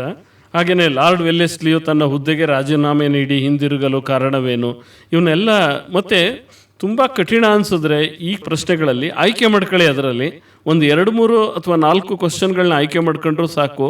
ಮುಂದೆ ಬೇರೆ ಈಸಿ ಪ್ರಶ್ನೆಗಳನ್ನು ಹೆಚ್ಚು ಕಲಿಬೋದು. ಈಗ ಮುಂದಿನ ಅಧ್ಯಾಯಕ್ಕೆ ಹೋಗೋಣ. Yes sir. 3ನೇ ಚಾಪ್ಟರ್ ಇತಿಹಾಸದಲ್ಲಿ ಭಾರತದಲ್ಲಿ ಬ್ರಿಟಿಷ್ ಆಳ್ವಿಕೆಯ ಪರಿಣಾಮಗಳು ಅಂತ ಇದೆ. ಸೊ ಅಂದರೆ the impact of the British rule in India ಅಂತ. ಈ ಚಾಪ್ಟ್ರಲ್ಲಿ 1 ಮಾರ್ಕ್ ಕ್ವಶನ್ಸು ಮತ್ತು ನಮಗೆ ಇಲ್ಲಿ ಚಾಯ್ಸ್ ಕ್ವಶನ್ಸ್ ಇರುತ್ತೆ 3 ಮಾರ್ಕ್ಸಿಗೆ. ಅಂದರೆ ಫಸ್ಟ್ ಚಾಪ್ಟರು ಏನಿದೆ the advent of the Europeans to India ಮತ್ತು the impact of the British rule in India, ಈ 2 ಚಾಪ್ಟರ್ಸಿಂದ 3 ಮಾರ್ಕ್ ಕ್ವಶನ್ಸ್ಗೆ ಇಂಟರ್ನಲ್ ಚಾಯ್ಸ್ ಇದೆ. ಹಾಗಾಗಿ ಇಲ್ಲಿ 1 ಅಂಕದ ಪ್ರಶ್ನೆಗಳಿಗೂ ಮತ್ತು 3 ಅಂಕದ ಪ್ರಶ್ನೆಗಳಿಗೂ ಸೊ ಇಲ್ಲಿ ನಾವು ಆದ್ಯತೆಯನ್ನು ಹೆಚ್ಚು ನೀಡಬೇಕಾಗಿರುತ್ತೆ. ನಾವು 1 ಅಂಕದ್ದು ನೋಡೋದಾದರೆ ಈಗ ಆಲ್ರೆಡಿ ನಮ್ಮ ಮಾಡೆಲ್ ಪೇಪರ್ಸಲ್ಲಿ ಕೊಟ್ಟಿರುವಂತಹ ಪ್ರಶ್ನೆಗಳನ್ನು ನೋಡೋದಾದರೆ ಭಾರತವನ್ನು ಒಡೆದು ಆಳಲು ಬ್ರಿಟಿಷರು 1909 ಭಾರತೀಯ ಪರಿಷತ್ ಕಾಯ್ದೆಯನ್ನು ಹೇಗೆ ಬಳಸ್ಕೊಂಡ್ರು ಅಂತ ಇದೆ. ಹಾಗೆ ಮಹಲ್ವಾರಿ ಪದ್ಧತಿಯನ್ನು ಯಾರು ಜಾರಿಗೆ ತಂದರು, ಬ್ರಿಟಿಷ್ ಆಡಳಿತ ಅವಧಿಯಲ್ಲಿ ಸೂಪರಿಂಟೆಂಡೆಂಟ್ ಆಫ್ ಪೊಲೀಸ್ ಎಂಬ ಹುದ್ದೆಯನ್ನು ಯಾರು ಸೃಷ್ಟಿಸಿದರು, ಮಹಲ್ ಎಂದರೇನು, ಈ ಥರದ ಒಂದು ಪ್ರಶ್ನೆಗಳನ್ನು 1 ಅಂಕಕ್ಕೆ ಕೇಳುವಂಥ ಸಾಧ್ಯತೆಗಳಿದೆ. ಸೊ ಅಲ್ಲಿ ಬೇರೆ ಬೇರೆ ರೀತಿಯ ಭೂಕಂದಾಯ ವ್ಯವಸ್ಥೆಗಳಿದೆ. ಪ್ರತಿ ಭೂಕಂದಾಯ ವ್ಯವಸ್ಥೆಯನ್ನು ಯಾರು ಇಂಟ್ರೊಡ್ಯೂಸ್ ಮಾಡಿದ್ರು, ಯಾವ ವರ್ಷದಲ್ಲಿ ಇಂಟ್ರೊಡ್ಯೂಸ್ ಮಾಡಿದ್ರು, ಸೊ ಅನ್ನೋ ಅಂಶಗಳನ್ನು ನಾವಿಲ್ಲಿ 1 ಅಂಕಕ್ಕೆ ಕೇಳೋ ಚಾನ್ಸಸ್ ಇರುತ್ತೆ. ಹಾಗೆ ಇಲ್ಲಿ 3 ಅಂಕದ ಪ್ರಶ್ನೆಗಳಿಗೂ ಸಹ ಆದ್ಯತೆ ಇದೆ. ಯಾಕೆಂದರೆ ಆಗಲೇ ಹೇಳಿದ್ವಿ ಇಂಟರ್ನಲ್ ಚಾಯ್ಸ್ಗೆ ಫಸ್ಟ್ ಚಾಪ್ಟರು ಮತ್ತು 3rd ಚಾಪ್ಟರಿಂದ ಕ್ವಶನ್ಸ್ ಇರುತ್ತೆ. ಇನ್ನು 3 ಮಾರ್ಕ್ ಕ್ವಶನ್ಸನ್ನು ನೋಡಿದ್ರೆ ಬ್ರಿಟಿಷ್ ಭೂಕಂದಾಯ ಪದ್ಧತಿಯಿಂದ ಭಾರತೀಯ ರೈತರ ಮೇಲಾದ ಪರಿಣಾಮ ಏನು ಅಂತ, ಇದು ತುಂಬ ಸಲ ರಿಪೀಟ್ ಆಗಿರುವಂಥ ಒಂದು ಕ್ವಶನ್ ಆಗಿರುತ್ತೆ. ಸೊ ಹಾಗೆ ಇನ್ನೊಂದು ವೆರಿ ಇಂಪಾರ್ಟೆಂಟ್ ಕ್ವಶನ್ ಇದೆ ಇಲ್ಲಿ, ಭಾರತದಲ್ಲಿ ಬ್ರಿಟಿಷ್ ಶಿಕ್ಷಣ ವ್ಯವಸ್ಥೆಯು ಬೀರಿದ ಪರಿಣಾಮಗಳನ್ನು ವಿವರಿಸಿ ಅಂತ ಇದೆ. ರಿಪೀಟ್ ಆಗಿದೆ ಈ ಪ್ರಶ್ನೆ. ಎಸ್ ಸರ್, ಹೌದು. ಸೊ ಬ್ರಿಟಿಷರ ಶಿಕ್ಷಣ ವ್ಯವಸ್ಥೆ ನಮ್ಮ ದೇಶದ ಮೇಲೆ ಹೇಗೆ ಪರಿಣಾಮ ಬೀರ್ತು ಅನ್ನೋದು ತುಂಬ ರಿಪೀಟೆಡ್ ಕ್ವಶನ್ನು ಆ್ಯಂಡ್ ತುಂಬ easy, very easy to learn. ಅದು ತುಂಬ ಚೆನ್ನಾಗಿ ಅರ್ಥ ಮಾಡ್ಕೋಬೋದು ಅದನ್ನು. ಸೊ ಹಾಗಾಗಿ ಆ ಪ್ರಶ್ನೆಗೆ ಹೆಚ್ಚು ಒತ್ತನ್ನು ಕೊಡಿ. ಅದೇ ರೀತಿ ಭಾರತದಲ್ಲಿ ಬ್ರಿಟಿಷರು ಜಾರಿಗೆ ತಂದ ರೈತವಾರಿ ಪದ್ಧತಿಯನ್ನು ವಿವರಿಸಿ ಅಂತ ಇದೆ. ಸೊ ಹಾಗೆ ಈ ತರದ ಪ್ರಶ್ನೆಗಳಿಗೆ ಹೆಚ್ಚು ಒತ್ತನ್ನು ಕೊಡೋದ್ರ ಮೂಲಕ ಇನ್ನೊಂದು ಪ್ರಶ್ನೆ ಮೇಡಮ್, ರೈತವಾರಿ ಪದ್ಧತಿ ಮತ್ತು ಜಮೀನ್ದಾರಿ ಪದ್ಧತಿಗಳಿನ ನಡುವಿನ ವ್ಯತ್ಯಾಸಗಳೇನು ಅಂತಲೂ ಕೇಳ್ಬೋದು. ಮತ್ತೆ ಇನ್ನೊಂದು ಪ್ರಶ್ನೆ, ಭಾರತದಲ್ಲಿ ಶಿಕ್ಷಣದ ಬೆಳವಣಿಗೆಗೆ ಬ್ರಿಟಿಷರು ನೀಡಿದ ಕೊಡುಗೆಗಳೇನು ಅಂತಲೂ ಎಸ್ ಸರ್, ಹೌದು. ಸೊ ಏನು ಕಾಂಟ್ರಿಬ್ಯೂಷನ್ಸ್ ಆಗಿದೆ ಎಜುಕೇಷನ್ ಸಿಸ್ಟಮ್ಗೆ ಬ್ರಿಟಿಷರಿಂದ ಅನ್ನೋದನ್ನು ಕೇಳುವಂಥ ಸಾಧ್ಯತೆಗಳು ಇಲ್ಲಿ ಇರುತ್ತೆ. ಸೊ ನನ್ನ ನೆಕ್ಸ್ಟ್ ಚಾಪ್ಟರು ಮೈಸೂರಿನ ಒಡೆಯರು ಮತ್ತು ಕರ್ನಾಟಕದಲ್ಲಿ ಬ್ರಿಟಿಷ್ ಆಳ್ವಿಕೆಗೆ ಪ್ರತಿರೋಧಗಳು. ಸೊ ಅಂದರೆ opposition to British rule in Karnataka and Wodeyars of Mysuru. ಈ ಚಾಪ್ಟರ್ಸಲ್ಲಿ ನಮಗೆ 5 ಅಂಕಗಳನ್ನು ಕೊಟ್ಟಿದ್ದಾರೆ. ಸೊ 5 ಅಂಕಗಳ ವೆಯ್ಟೇಜ್ ಇದೆ ಇಲ್ಲಿ. 5 ಅಂಕಗಳು ಯಾವ ಥರ ಡಿವೈಡ್ ಮಾಡಿರ್ಬೋದು, ಬಹುಶಃ ಇದು 1 ಮಾರ್ಕ್ ಕ್ವಶನ್ನು ಮತ್ತು 4 ಮಾರ್ಕ್ ಕ್ವಶನ್ನು ಕೊಡ್ಬೋದು. ಒಂದು ನೀವು ಹೇಳ್ತಾ ಇರೋದು ಕರೆಕ್ಟು. 5 ಮಾರ್ಕ್ಸ್ ಇರೋದ್ರಿಂದ ಕಡ್ಡಾಯವಾಗಿ ಮತ್ತು ಖಂಡಿತವಾಗಿ 4 ಅಂಕದ ಪ್ರಶ್ನೆ ಈ ಭಾಗದಿಂದ ಬಂದೇ ಬರುತ್ತೆ, ಈ ಅಧ್ಯಾಯದಿಂದ. ಎಸ್ ಹಾಗಾಗಿ ನಮಗೆ ಗೊತ್ತಿದೆ 4 ಮಾರ್ಕ್ಸಿಗೆ 8 ಅಂಶಗಳಲ್ಲಿ ನಾವು ಉತ್ತರವನ್ನು ಬರೆದ್ರೆ ಈಸಿಯಾಗಿ 4 ಅಂಕಗಳನ್ನು ಪಡ್ಕೊಳ್ಳೋ ಸಾಧ್ಯತೆಗಳು ಇರುತ್ತೆ. ಆ್ಯಂಡ್ ನಮಗೆ ತುಂಬ ರಿಪೀಟೆಡ್ ಕೇಳಿರುವಂತಹ ಕೆಲವು ಕ್ವಶನ್ಸು ಇದೆ ಇಲ್ಲಿ ನಮಗೆ 4 ಮಾರ್ಕ್ಸ್. ಒಂದೇನು ಅಂದರೆ 4 ಅಂಕ ಗಳಿಸೋದಕ್ಕೆ ಈಸಿ, ಆದರೆ ಈ ಅಧ್ಯಾಯದಲ್ಲಿ ತುಂಬ ಪ್ರಶ್ನೆಗಳು ರಚನೆ ಆಗ್ತವೆ. ಅದರಲ್ಲೇ ಆಯ್ಕೆ ಮಾಡ್ಕೊಂಡ್ರೆ ನೀವು ಹೇಳ್ದಾಗೆ ಖಂಡಿತ ಸರ್. ಯಾಕೆ ಅಂದರೆ ಈ ಸಲ ನಮಗೆ ಬ್ಲೂ ಪ್ರಿಂಟ್ ಪ್ರಕಾರ ಸೊ ಕೊಡ್ತೀವಿ ಅಂತ ಹೇಳಿರೋದ್ರಿಂದ ನಮಗೆ ಪ್ರಶ್ನೆಗಳನ್ನು ಆಯ್ಕೆ ಮಾಡ್ಕೊಳ್ಳೋದಕ್ಕೆ ಒಂದು ಒಳ್ಳೆ ಅವಕಾಶ ಅಂತ ಸೊ ಅನ್ಕೋಬೋದು. ಇದರಲ್ಲಿ ಒಂದು ಕ್ವಶನನ್ನು ಸುಮಾರು ಸಲ ರಿಪೀಟ್ ಮಾಡಿದ್ದಾರೆ, ಅದೇ ನಾಲ್ವಡಿ ಕೃಷ್ಣರಾಜ ಒಡೆಯರ ಸಾಧನೆಗಳು ಅಂತ. ಇದು ತುಂಬ ಸಲ ರಿಪೀಟ್ ಆಗಿರುವಂತಹ ಒಂದು ಪ್ರಶ್ನೆ ಆಗಿರುತ್ತೆ. ಸೊ ಹಾಗಾಗಿ ಆ ಪ್ರಶ್ನೆಗೆ ನಾವು ಹೆಚ್ಚು ಒತ್ತನ್ನು ಕೊಡಬೇಕಾಗಿರುತ್ತೆ. ಹಾಗೆ ಚಿಕ್ಕದೇವರಾಜ ಒಡೆಯರ ಸಾಧನೆ, ಕಿತ್ತೂರು ರಾಣಿ ಚೆನ್ನಮ್ಮನ ಹೋರಾಟ, ಸಂಗೊಳ್ಳಿ ರಾಯಣ್ಣನ ಹೋರಾಟ, ದೋಂಡಿಯ ವಾಗ್ನ ಹೋರಾಟ, ಈ ರೀತಿ ಕೆಲವು ಇಂಪಾರ್ಟೆಂಟು ಪ್ರಶ್ನೆಗಳನ್ನಿಗೆ ಆನ್ಸರ್ ಕಲ್ತ್ಕೊಂಡ್ರೆ ಅನುಕೂಲ. ಡೆಫಿನೆಟ್ಲಿ ದ ಕೃಷ್ಣರಾಜ ಒಡೆಯರ್ 4 ಅವ್ರದ್ದು ಅಚೀವ್ಮೆಂಟ್ಸ್ ಏನಿದೆ, ಸೊ ಅದನ್ನ ನೋಡ್ಬೇಕಾಗಿರುತ್ತೆ. ಸೊ ಹಾಗೆ ಇಲ್ಲಿ ಇನ್ನೊಂದು ಕ್ವಶನ್ನು ಹೊಸದಾಗಿ ಮಾಡೆಲ್ ಕ್ವಶನ್ ಪೇಪರ್ ಅಲ್ಲಿ ಕೊಟ್ಟಿದ್ದಾರೆ ಸರ್. ಏನ್ ಆ ಕ್ವಶನ್ ಅಂದ್ರೆ, why is 18th century in India called as the century of political problems ಅಂತ ಇದೆ. ಸೊ ಈ ಚಾಪ್ಟ್ರಲ್ಲಿ ಕೇಳ್ಬೋದಾದಂತಹ ಮತ್ತಷ್ಟು ಪ್ರಶ್ನೆಗಳೇನಪ್ಪ ಅಂತಂದರೆ, ಸರ್ ಹೇಳ್ದಂಗೆ ಸ್ವತಂತ್ರ ಹೋರಾಟದಲ್ಲಿ ಸಂಗೊಳ್ಳಿ ರಾಯಣ್ಣನ ಪಾತ್ರ ಏನು, ಸೊ ಹಾಗೆ ಬ್ರಿಟಿಷರ ವಿರುದ್ಧ ದೋಂಡಿಯಾವಾಗನ ಬಂಡಾಯವನ್ನು ವಿವರಿಸಿ, ಈ ಥರದ ಒಂದು ಪ್ರಶ್ನೆಗಳನ್ನು ನಾವು ಇಲ್ಲಿ ಕೇಳೋದಕ್ಕೆ ಸಾಧ್ಯತೆಗಳು ಇರುತ್ತೆ. ಇನ್ನು ನೆಕ್ಸ್ಟ್ ಚಾಪ್ಟರನ್ನು ನೋಡೋದಾದರೆ ಸಾಮಾಜಿಕ ಮತ್ತು ಧಾರ್ಮಿಕ ಸುಧಾರಣೆಗಳು ಅಂತ, social and religious reform movements. So ಈ ಚಾಪ್ಟರ್ಗೆ ನಾವು 3 ಅಂಕಗಳ ವೇಟೇಜನ್ನು ಇಲ್ಲಿ ನೀಡಲಾಗಿದೆ. ಸೊ ಇಲ್ಲಿ 3 ಅಂಕದ ಪ್ರಶ್ನೆಗಳು ಅಥವಾ 1 ಅಂಕ ಮತ್ತು 2 ಅಂಕದ ಪ್ರಶ್ನೆಗಳು ಬರೋದಕ್ಕೆ ಸಾಧ್ಯತೆ ಇರುತ್ತೆ. ಸೊ ಜೊತೆಗೆ ನಾವು ಚಾಯ್ಸಲ್ಲಿ, ಇಂಟರ್ನಲ್ ಚಾಯ್ಸಲ್ಲಿ 4 ಮಾರ್ಕ್ಸ್ಗೂ ಕೂಡ ಇಲ್ಲಿ ಪ್ರಶ್ನೆಗಳನ್ನು ಕೇಳಿರೋವಂಥದ್ದು ಇದೆ. ಸೊ ಹಾಗಾಗಿ ಇಲ್ಲಿ 3 ಅಂಕದ್ದು, 1 ಅಂಕದ್ದು, 2 ಅಂಕದ್ದು, ಸೊ ಈ ಥರದ ಒಂದು ಪ್ರಶ್ನೆಗಳ ಒಂದು ಪ್ರಶ್ನಾಕೋಟಿಯನ್ನು ನಾವು ಸಿದ್ಧಗೊಳಿಸ್ಕೋಬೋದು. ಇಲ್ಲಿ ಕೇಳಬಹುದಾದಂತಹ ಪ್ರಶ್ನೆಗಳೇನಪ್ಪ ಅಂದರೆ, ಶ್ರೀನಾರಾಯಣ ಗುರು ಧರ್ಮಪಾಲನಾ ಯೋಗಂ ಜಾರಿಗೆ ತಂದ ಸುಧಾರಣಾ ಕಾರ್ಯಗಳು ಯಾವುವು ಅಂತ ಕೇಳ್ಬೋದು. ಹಾಗೆ ದಯಾನಂದ ಸರಸ್ವತಿಯವರ ಕೊಡುಗೆಗಳೇನು ಅಂತ ಕೇಳ್ಬೋದು. ರಾಜಾರಾಮ್ ಮೋಹನ್ ರಾಯರ ಕೊಡುಗೆಗಳ ಬಗ್ಗೆ ಕೇಳ್ಬೋದು. ಸ್ವಾಮಿ ವಿವೇಕಾನಂದರು ಭಾರತೀಯ ಸಮಾಜಕ್ಕೆ ನೀಡಿದಂತಹ ಕೊಡುಗೆಗಳು ಚಿರಸ್ಮರಣೀಯ ಹೇಗೆ ಅಂತ ಕೇಳ್ಬೋದು. ಹಾಗೆ ಪೆರಿಯಾರ್ ಚಳವಳಿಯನ್ನು ಕುರಿತು ಬರೆಯಿರಿ.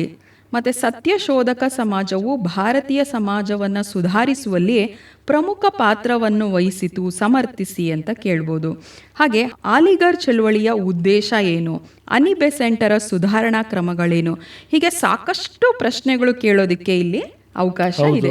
ಒಂದು ಸಲಹೆ ಏನಪ್ಪ ಅಂದ್ರೆ ನಮ್ಮ ವಿದ್ಯಾರ್ಥಿಗಳಿಗೆ ಮೇಡಮ್, ಈ ಎಲ್ಲಾ ಪ್ರಶ್ನೆಗಳಿಗೂ ಸಾಮಾನ್ಯ ಉತ್ತರದ ಅಂಶಗಳು ಒಂದೇ ರೀತಿ ಇರ್ತಕ್ಕಂಥವು 4ರಿಂದ 6 ಸಿಗುತ್ತೆ ಸುಧಾರಣಾ ಕ್ರಮಗಳಲ್ಲಿ.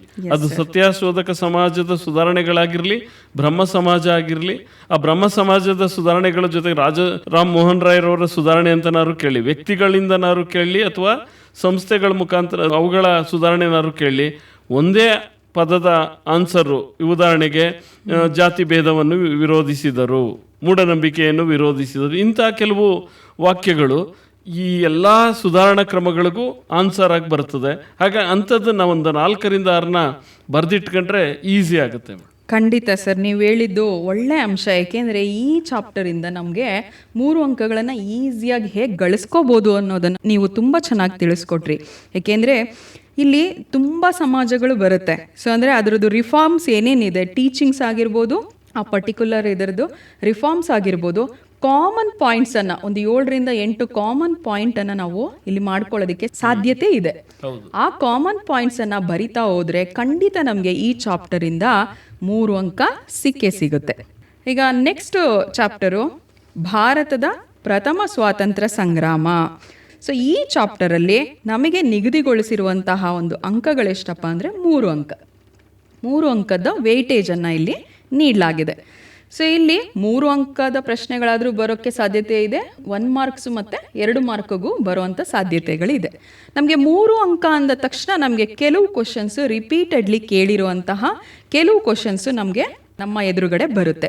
ಸೊ ಯಾವುದಪ್ಪ ಆ ಕ್ವಶನ್ಸು ಅಂದರೆ, ಅದರಲ್ಲಿ ತುಂಬ ಸಲ ಕೇಳಿರೋವಂಥದ್ದು 1857ರ ದಂಗೆಯ ವಿಫಲತೆಗೆ ಕಾರಣಗಳೇನು ಅಂತ. ಸೊ 1857 ರಿವೋಲ್ಟ್, ಸೊ ಅದೇನು ಫೇಲ್ಯೂರ್ ಆಯಿತು, ಯಾಕೆ ಫೇಲ್ಯೂರ್ ಆಯಿತು, ವಿಫಲತೆ ಯಾಕೆ ಕಂಡಿತು ಅನ್ನೋದ್ರ ಬಗ್ಗೆ ಜಾಸ್ತಿ ಕೇಳಿದ್ದಾರೆ. ಹಾಗೆ ಭಾರತದ ಪ್ರಥಮ ಸ್ವಾತಂತ್ರ್ಯ ಸಂಗ್ರಾಮಕ್ಕೆ ಆರ್ಥಿಕ ಕಾರಣಗಳೇನು ವಿವರಿಸಿ ಅಂತ ಇದೆ. ಹಾಗೆ 1857ರ ಪ್ರಥಮ ಸ್ವಾತಂತ್ರ್ಯ ಸಂಗ್ರಾಮದ ಪರಿಣಾಮಗಳ್ಯಾವುವು ಅಂತ ಕೇಳಿದ್ದಾರೆ. ಭಾರತದ ಪ್ರಥಮ ಸ್ವಾತಂತ್ರ್ಯ ಸಂಗ್ರಾಮವು ಹಲವು ಕಾರಣಗಳಿಂದ ವಿಫಲವಾಯಿತು, ಸ್ಪಷ್ಟೀಕರಿಸಿ ಅಂತ ಕೇಳಿದ್ದಾರೆ. ಸೊ ಈ ಥರ ಸ್ಪಷ್ಟೀಕರಿಸಿ, ಅದು ವಿಫಲವಾಯಿತು ಏಕೆ ಅಂತ ಕೇಳಿದಾಗ ಗಾಬರಿ ಆಗೋ ಅವಶ್ಯಕತೆ ಇಲ್ಲ. ಡೈರೆಕ್ಟಾಗಿ ನಾವೇನು ಬರಿಬೋದು, ವಿಫಲತೆಗೆ ಕಾರಣಗಳೇನು ಅನ್ನೋದನ್ನು ಬರೆದ್ರೇನೆ ಅದಕ್ಕೆ ಉತ್ತರ. ವಿಫಲತೆ ಅನ್ನೋ ಪದ ಗಮನದಲ್ಲಿ ಇಟ್ಕೊಂಡ್ರೆ ಸಾಕು. ಅದಕ್ಕೆ ಅವ್ರ ಮುಂದಕ್ಕೆ ಏನಾದರೂ ಕೇಳಿರ್ಲಿ ಆನ್ಸರ್ ಬರಿಬೋದು ಅದಕ್ಕೆ. ಹಾ, ಖಂಡಿತ ಸರ್. ಹಾಗಾಗಿ ಸೊ ಇಲ್ಲಿ ನಾವು ಮತ್ತೆ ಇಲ್ಲಿ ಈ ಅಧ್ಯಾಯಕ್ಕೆ ಮೇಡಮ್ ಇನ್ನೊಂದು ಅಂಶ ಗಮನಿಸಬೇಕು. 3 ಅಂಕ ನಿಗದಿಯಾಗಿದೆ. ಖಚಿತವಾಗಿ ಈ ಒಂದು ಭಾಗದಿಂದ 3 ಅಂಕದ ಪ್ರಶ್ನೆ ಅಥವಾ 4 ಅಂಕದ ಪ್ರಶ್ನೆಯನ್ನ ಕೊಡಬಹುದು. ಯಾಕೆಂದ್ರೆ ಈ ಹೆಚ್ಚು ಉತ್ತರದ ಅಂಶಗಳು ಸಿಗೋ ಪ್ರಶ್ನೆಗಳು ಈ ಅಧ್ಯಾಯದಲ್ಲಿದೆ. 3 ಅಂಕನೂ ನಿಗದಿಗೊಳಿಸೋರೆ. 4 ಅಂಕ ಅನ್ನುವಾಗ ಅಥವಾ ಪ್ರಶ್ನೆಯಾಗಿ ಬರುತ್ತೆ. 3 ಅಂಕ ಸಿಂಗಲ್ ಆಗಾರು ಕೊಡ್ಬೋದು ಅಥವಾ ಅಂತನಾದ್ರೂ ಕೊಡ್ಬೋದು ಇಲ್ಲಿ. ಹೌದು ಸರ್. ಹಾಗಾಗಿ ಸೊ 3 ಮಾರ್ಕ್ಸು ಈಸಿಯಾಗಿ ಸ್ಕೋರ್ ಮಾಡ್ಕೊಳ್ಳೋದಕ್ಕೆ ಇಲ್ಲಿ ಅವಕಾಶ ಇದೆ ಅಂತ ನಾವು ತಿಳ್ಕೊಬೋದು. ಮತ್ತೆ ಈ ಅಧ್ಯಾಯದ್ದು ಯಾವುದೇ ಪ್ರಶ್ನೆನೂ ಬಿಡಬಾರ್ದು. ಅದು ಟೀಚರ್ಸು ಗಮನಿಸ್ಬೇಕು ಇದನ್ನ. ಎಲ್ಲಾ ಪ್ರಶ್ನೆಗಳನ್ನು ಕಲ್ತ್ರೆ, ಯಾಕೆಂದ್ರೆ ಅಲ್ಲಿ ನಾವು ರಚನೆ ಮಾಡಕ್ ಸಾಧ್ಯ ಇರೋದು 7ರಿಂದ 8 ಪ್ರಶ್ನೆ. ಅಷ್ಟಕ್ಕೂ ಉತ್ತರ ಕಲೀಲೇಬೇಕು. ಯಾವುದು ಇಲ್ಲಿ ಆಪ್ಷನ್ ತಗೊಳ್ಬಾರ್ದು. ಕಲ್ತರೆ 3 ಅಂಕ ತಗೊಳ್ಬೋದು. ಯಾಕಂದ್ರೆ ಈ 8 ಪ್ರಶ್ನೆಯಲ್ಲಿ 1 ಪ್ರಶ್ನೆ ಬಂದೇ ಬರುತ್ತೆ. Yes sir. 1857 ರಿವೋಲ್ಟ್ಗೆ ಏನೇನು ಕಾಸಸ್ ಇದೆ, ಎಲ್ಲ ಕಾಸಸ್ಸು 2 ಕಾಸಸ್ ಅನ್ನ ಕಾಂಬಿನೇಷನ್ ಅಲ್ಲಿ 4 ಮಾರ್ಕ್ ಕ್ವಶನ್ ಅನ್ನ ಮಾಡಕ್ಕೆ ಇಲ್ಲಿ ಸಾಧ್ಯತೆ ಇದೆ. ಹಾಗಾಗಿ ಪ್ರತಿಯೊಂದು ಕಾಸಸ್ನು ನೀಟಾಗಿ ಅವರು ಕಲ್ತ್ಕೋಬೇಕಾಗಿರುತ್ತೆ.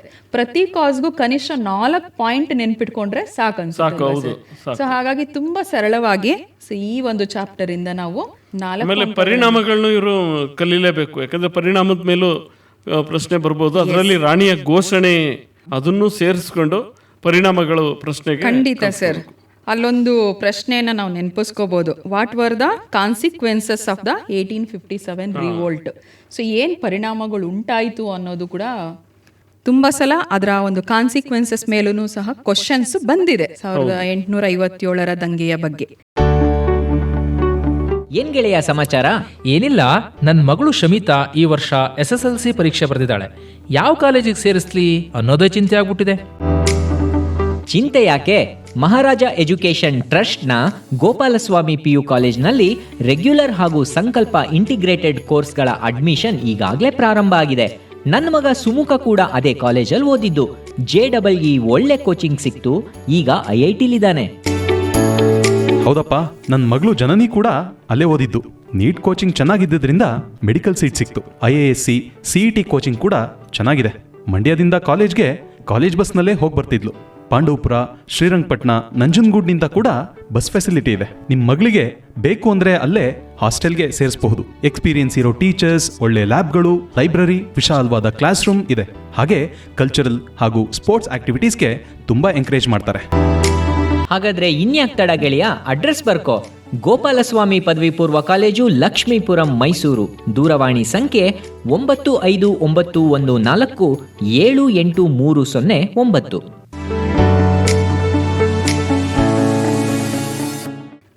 Yes sir. ಮುಂದಿನ ಚಾಪ್ಟರ್ಗೆ ಹೋಗೋಣ. ಸ್ವತಂತ್ರ ಹೋರಾಟ. ಅತಿ ದೊಡ್ಡ ಅಧ್ಯಾಯ. ಎಸ್, ತುಂಬಾ ದೊಡ್ಡ ಅಧ್ಯಾಯ ಮತ್ತೆ ತುಂಬಾ ಅಂಶಗಳಿದೆ ಇಲ್ಲಿ. ಭಾರತೀಯರಾಗಿ ನಾವು ಆ ಚಾಪ್ಟರ್ ಅನ್ನ ತಿಳ್ಕೊಳ್ಳೋದಕ್ಕೂ ತುಂಬಾ ಖುಷಿ ಆಗುತ್ತೆ. 3-4 ಅಧ್ಯಾಯಗಳಷ್ಟು ಓದ್ಬೇಕಾಗುತ್ತೆ ಇದ್ರ. ಖಂಡಿತ ಸರ್, ಹೌದು. The freedom struggle. ಸೊ ಈ ಚಾಪ್ಟರ್ ಅಲ್ಲಿ ನಿಗದಿಗೊಳಿಸಿರುವಂತಹ ಅಂಕಗಳನ್ನ ನೋಡಿದ್ರೆ 4 ಮಾರ್ಕ್ಸ್ ಇದೆ. ಸೊ ಇಲ್ಲಿ ಚಾಯ್ಸ್ ಕ್ವಶನ್ನು ಬರೋಕ್ಕೆ ಸಾಧ್ಯತೆ ಇದೆ. ಸೊ ಇಲ್ಲಿ 4 ಮಾರ್ಕ್ಸ್ ಅಂದ ತಕ್ಷಣ ನಾವು ಆಗ್ಲೇ ನೀವು ಹೇಳ್ದಂಗೆ ಖಚಿತವಾಗಿ 4 ಮಾರ್ಕ್ ಕ್ವಶನ್ಸ್ ಅನ್ನ ಇಲ್ಲಿ ನಾವು ನೋಡ್ಬೋದು ಅಲ್ವಾ ಸರ್? ಹೌದೌದು. ಸೊ 2 ಮಾರ್ಕ್ಸ್ ಆ ತರ ನೋಡೋದಕ್ಕಿಂತ ಖಚಿತವಾಗಿ, ಯಾಕೆಂದ್ರೆ ನಾವು ಸಮಾಜ ವಿಜ್ಞಾನದಲ್ಲಿ ಇತಿಹಾಸ ವಿಭಾಗ ಅಂದ ತಕ್ಷಣ 4 ಮಾರ್ಕ್ಸ್ಗೆ ಸಾಧ್ಯತೆ ಇದೆ ಅಂದ್ರೆ ನಾವು ಫಸ್ಟ್ ಪ್ರಿಫರೆನ್ಸ್ ಅನ್ನ ಕೊಡುವಂತ ಚಾಪ್ಟರ್ ಯಾವುದು ಅಂದ್ರೆ ಸ್ವತಂತ್ರ ಹೋರಾಟ. ಏಕೆಂದ್ರೆ ಅಲ್ಲಿ ಬರೋ ಪ್ರಶ್ನೆಗಳಿಗೆಲ್ಲ 10ರಿಂದ 12 ವಾಕ್ಯದಲ್ಲೂ ಬೇಕಾದ್ರೂ ಉತ್ತರ ಬರಿಬಹುದು. Yes sir. ಹಾಗಾಗಿ 4 ಅಂಕಕ್ಕೆ ಅತಿ ಸೂಕ್ತವಾದಂತ ಅಧ್ಯಾಯ ಸ್ವಾತಂತ್ರ್ಯ ಹೋರಾಟ. ಖಂಡಿತ ಸರ್. ಹಾಗಾಗಿ ಇಲ್ಲಿ 4 ಮಾರ್ಕ್ಸ್ ಕ್ವಶನ್ಸ್ ಅನ್ನೇ ನಾವು ಲಿಸ್ಟ್ ಔಟ್ ಮಾಡ್ಕೊಂಡ್ರೆ ಸೊ ಇಲ್ಲಿ 4 ಮಾರ್ಕ್ಸ್ ಅನ್ನ ನಾವು ಪಡ್ಕೊಳ್ಳೋದಿಕ್ಕೆ ಸಾಧ್ಯತೆ ಇರುತ್ತೆ ಅಲ್ವಾ ಸರ್? ಹೌದೌದು. ಸೊ ಈಗ ನಾವು ಯಾವುದು ಇಂಪಾರ್ಟೆಂಟ್ ಆಗಿ ನಾವು ಓದಲೇಬೇಕಾಗಿರುವಂತಹ ಕೆಲವು ಕ್ವಶನ್ಸು ಸೊ ಅನ್ನೋದನ್ನ ನೋಡೋಣ. ಸ್ವತಂತ್ರ ಹೋರಾಟದಲ್ಲಿ ಬುಡಕಟ್ಟು ದಂಗೆಗಳ ಪಾತ್ರವನ್ನು ವಿವರಿಸಿ ಅಂತ ಇದೆ. ಸೊ ಇಲ್ಲಿ ಬುಡಕಟ್ಟು ದಂಗೆಗಳ ಪಾತ್ರ ಅಂದ ತಕ್ಷಣ ಅಲ್ಲಿ ತುಂಬಾ ಸರಳವಾಗಿ ಪಾಯಿಂಟ್ಸ್ ಅನ್ನ ಮಾಡ್ಕೋಬಹುದು ಅನ್ಸುತ್ತೆ. ಒಂದೇನು ಗೊತ್ತು, ಗುಟ್ಟು ಬುಡಕಟ್ಟು ಜನಾಂಗ ಅಂದ ತಕ್ಷಣ ಹಲಗಲಿ ಬೇಡರು, ಕನ್ನಡದಲ್ಲಿ ಈಗಾಗಲೇ ಅದು ಅಧ್ಯಾಯ ಐತೆ, ಕಲ್ತಿರ್ತಾರ ಅಲ್ಲೂ. ಹಲಗಲಿ ಬೇಡರ ಹೋರಾಟ, ಹಾಗೇನೆ ಸಂತಾಲರ ಹೋರಾಟ ಇವುಗಳನ್ನು ಸೇರಿಸ್ಕೊಂಡ್ರೆ ಆನ್ಸರ್ ಆಗೇ ಬಿಡುತ್ತೆ. ಖಂಡಿತ ಸರ್. ಆ ಟ್ರೈಬಲ್ ರೆಬಿಲಿಯನ್ ಏನೇನಿದೆ, ಸೊ ಆ ಒಂದು ಕನ್ನಡದಲ್ಲಿ ಬರೋ ಅಂಥದ್ದನ್ನು ಇಲ್ಲಿ ನಾವು ಸೇರಿಸ್ಕೊಂಡು ಆನ್ಸರನ್ನು ಬರಿಬೋದು. ಸೊ ಹಾಗಾಗಿ ಬುಡಕಟ್ಟು ದಂಗೆಗಳನ್ನು ಅಂತ ಕೊಟ್ಟ ತಕ್ಷಣ ನಾವು ಅಯ್ಯೋ ಇದು ಕಷ್ಟ ಅಂತ ಅಂದ್ಕೊಳ್ಳೋ ಅಂಥದ್ದು ಏನಿಲ್ಲ. So we can easily right.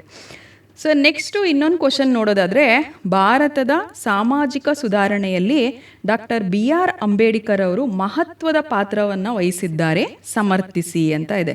So actually ನಾವೇನು ಮಾಡ್ತೀವಿ, ಸ್ವತಂತ್ರ ಹೋರಾಟದಲ್ಲಿ ಇವರ ಪಾತ್ರ ಅನ್ನೋದಕ್ಕಿಂತ ಸಾಮಾಜಿಕ ಸುಧಾರಣೆಯಲ್ಲಿ ಅವರ ಪಾತ್ರ ಏನು ಅಂತ. ಡಾಕ್ಟರ್ BR ಅಂಬೇಡ್ಕರ್ ಬಗ್ಗೆ ಪ್ರಶ್ನೆ ಬರೋದಾದರೆ ಅವರ ಒಂದು ಸುಧಾರಣೆನೇ ಬರೋದು, ಸಾಮಾಜಿಕ ಸುಧಾರಣಾ ಕ್ರಮಗಳೇ ಬರ್ತಕ್ಕಂಥದ್ದು.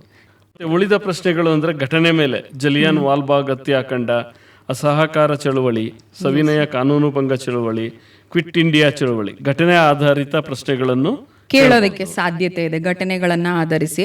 ಸೊ ಅದೇ ತರ ಇನ್ನು ವ್ಯಕ್ತಿಗಳು ಇಂಪಾರ್ಟೆಂಟ್ ಆಗಿ ಕೇಳ್ಬೋದು ಪ್ರಶ್ನೆಗಳು ಯಾವ್ದು ಬರ್ಬೋದು? ಬಾಲಗಂಗಾಧರ ತಿಲಕ್ ಬಗ್ಗೆ ಬರ್ಬೋದು. ಅದೇ ಪ್ರಶ್ನೆಯನ್ನ ತಿಲಕರ ಬಗ್ಗೆ ನಾವೇನು ಉತ್ತರವನ್ನು ಓದಿರ್ತೀವೋ ಅದೇ ಪ್ರಶ್ನೆಯನ್ನ ತೀವ್ರವಾದಿಗಳ ಬಗ್ಗೆನೂ ಕೇಳಿದ್ರು ಬರಿಬೋದು.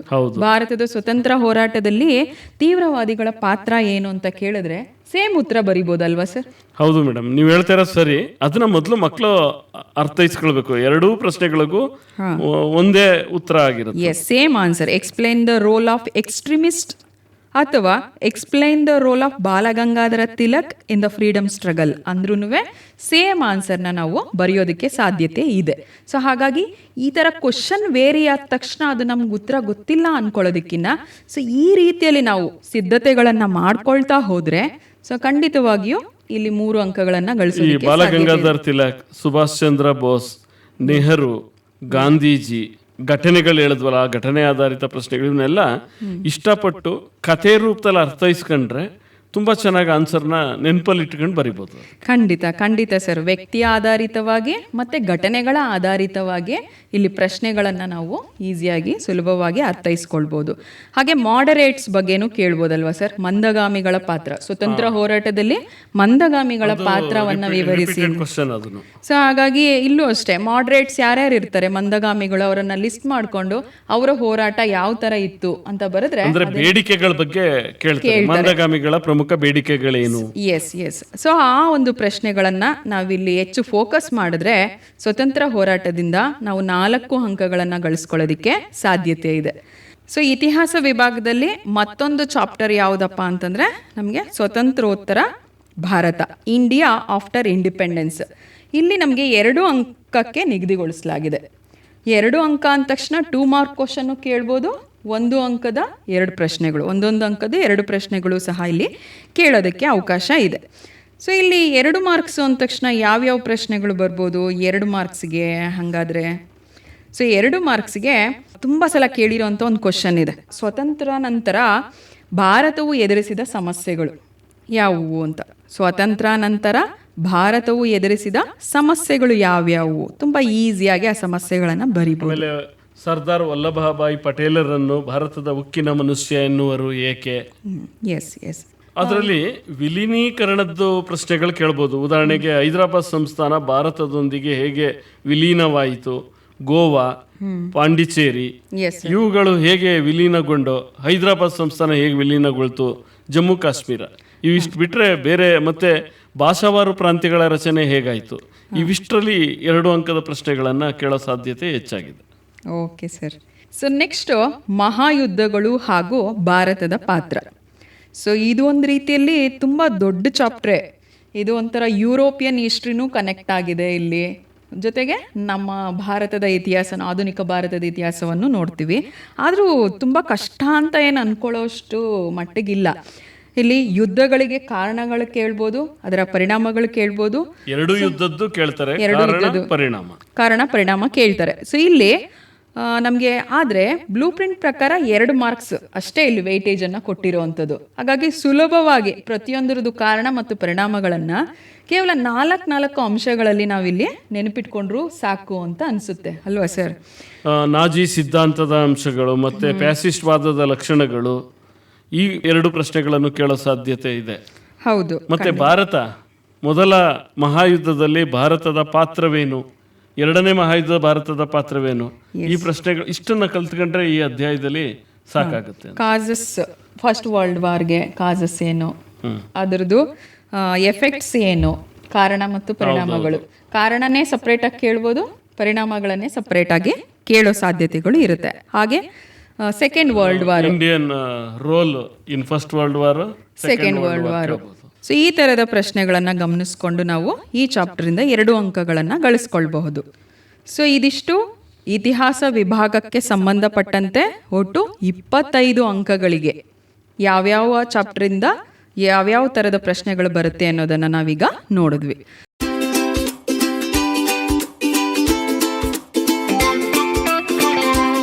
ನಿಮ್ಮ ಜ್ಞಾನಧ್ವನಿ ಸಮುದಾಯ ರೇಡಿಯೋವನ್ನು ಮೊಬೈಲ್ ಅಪ್ಲಿಕೇಶನ್ ಮೂಲಕವೂ ಕೇಳಬಹುದು. ಈ ಅಪ್ಲಿಕೇಶನ್ ಡೌನ್ಲೋಡ್ ಮಾಡಿಕೊಳ್ಳಲು ಲಿಂಕ್ ಹೀಗಿದೆ: https://play.google.com/store/apps/details?id =ATCMET radio.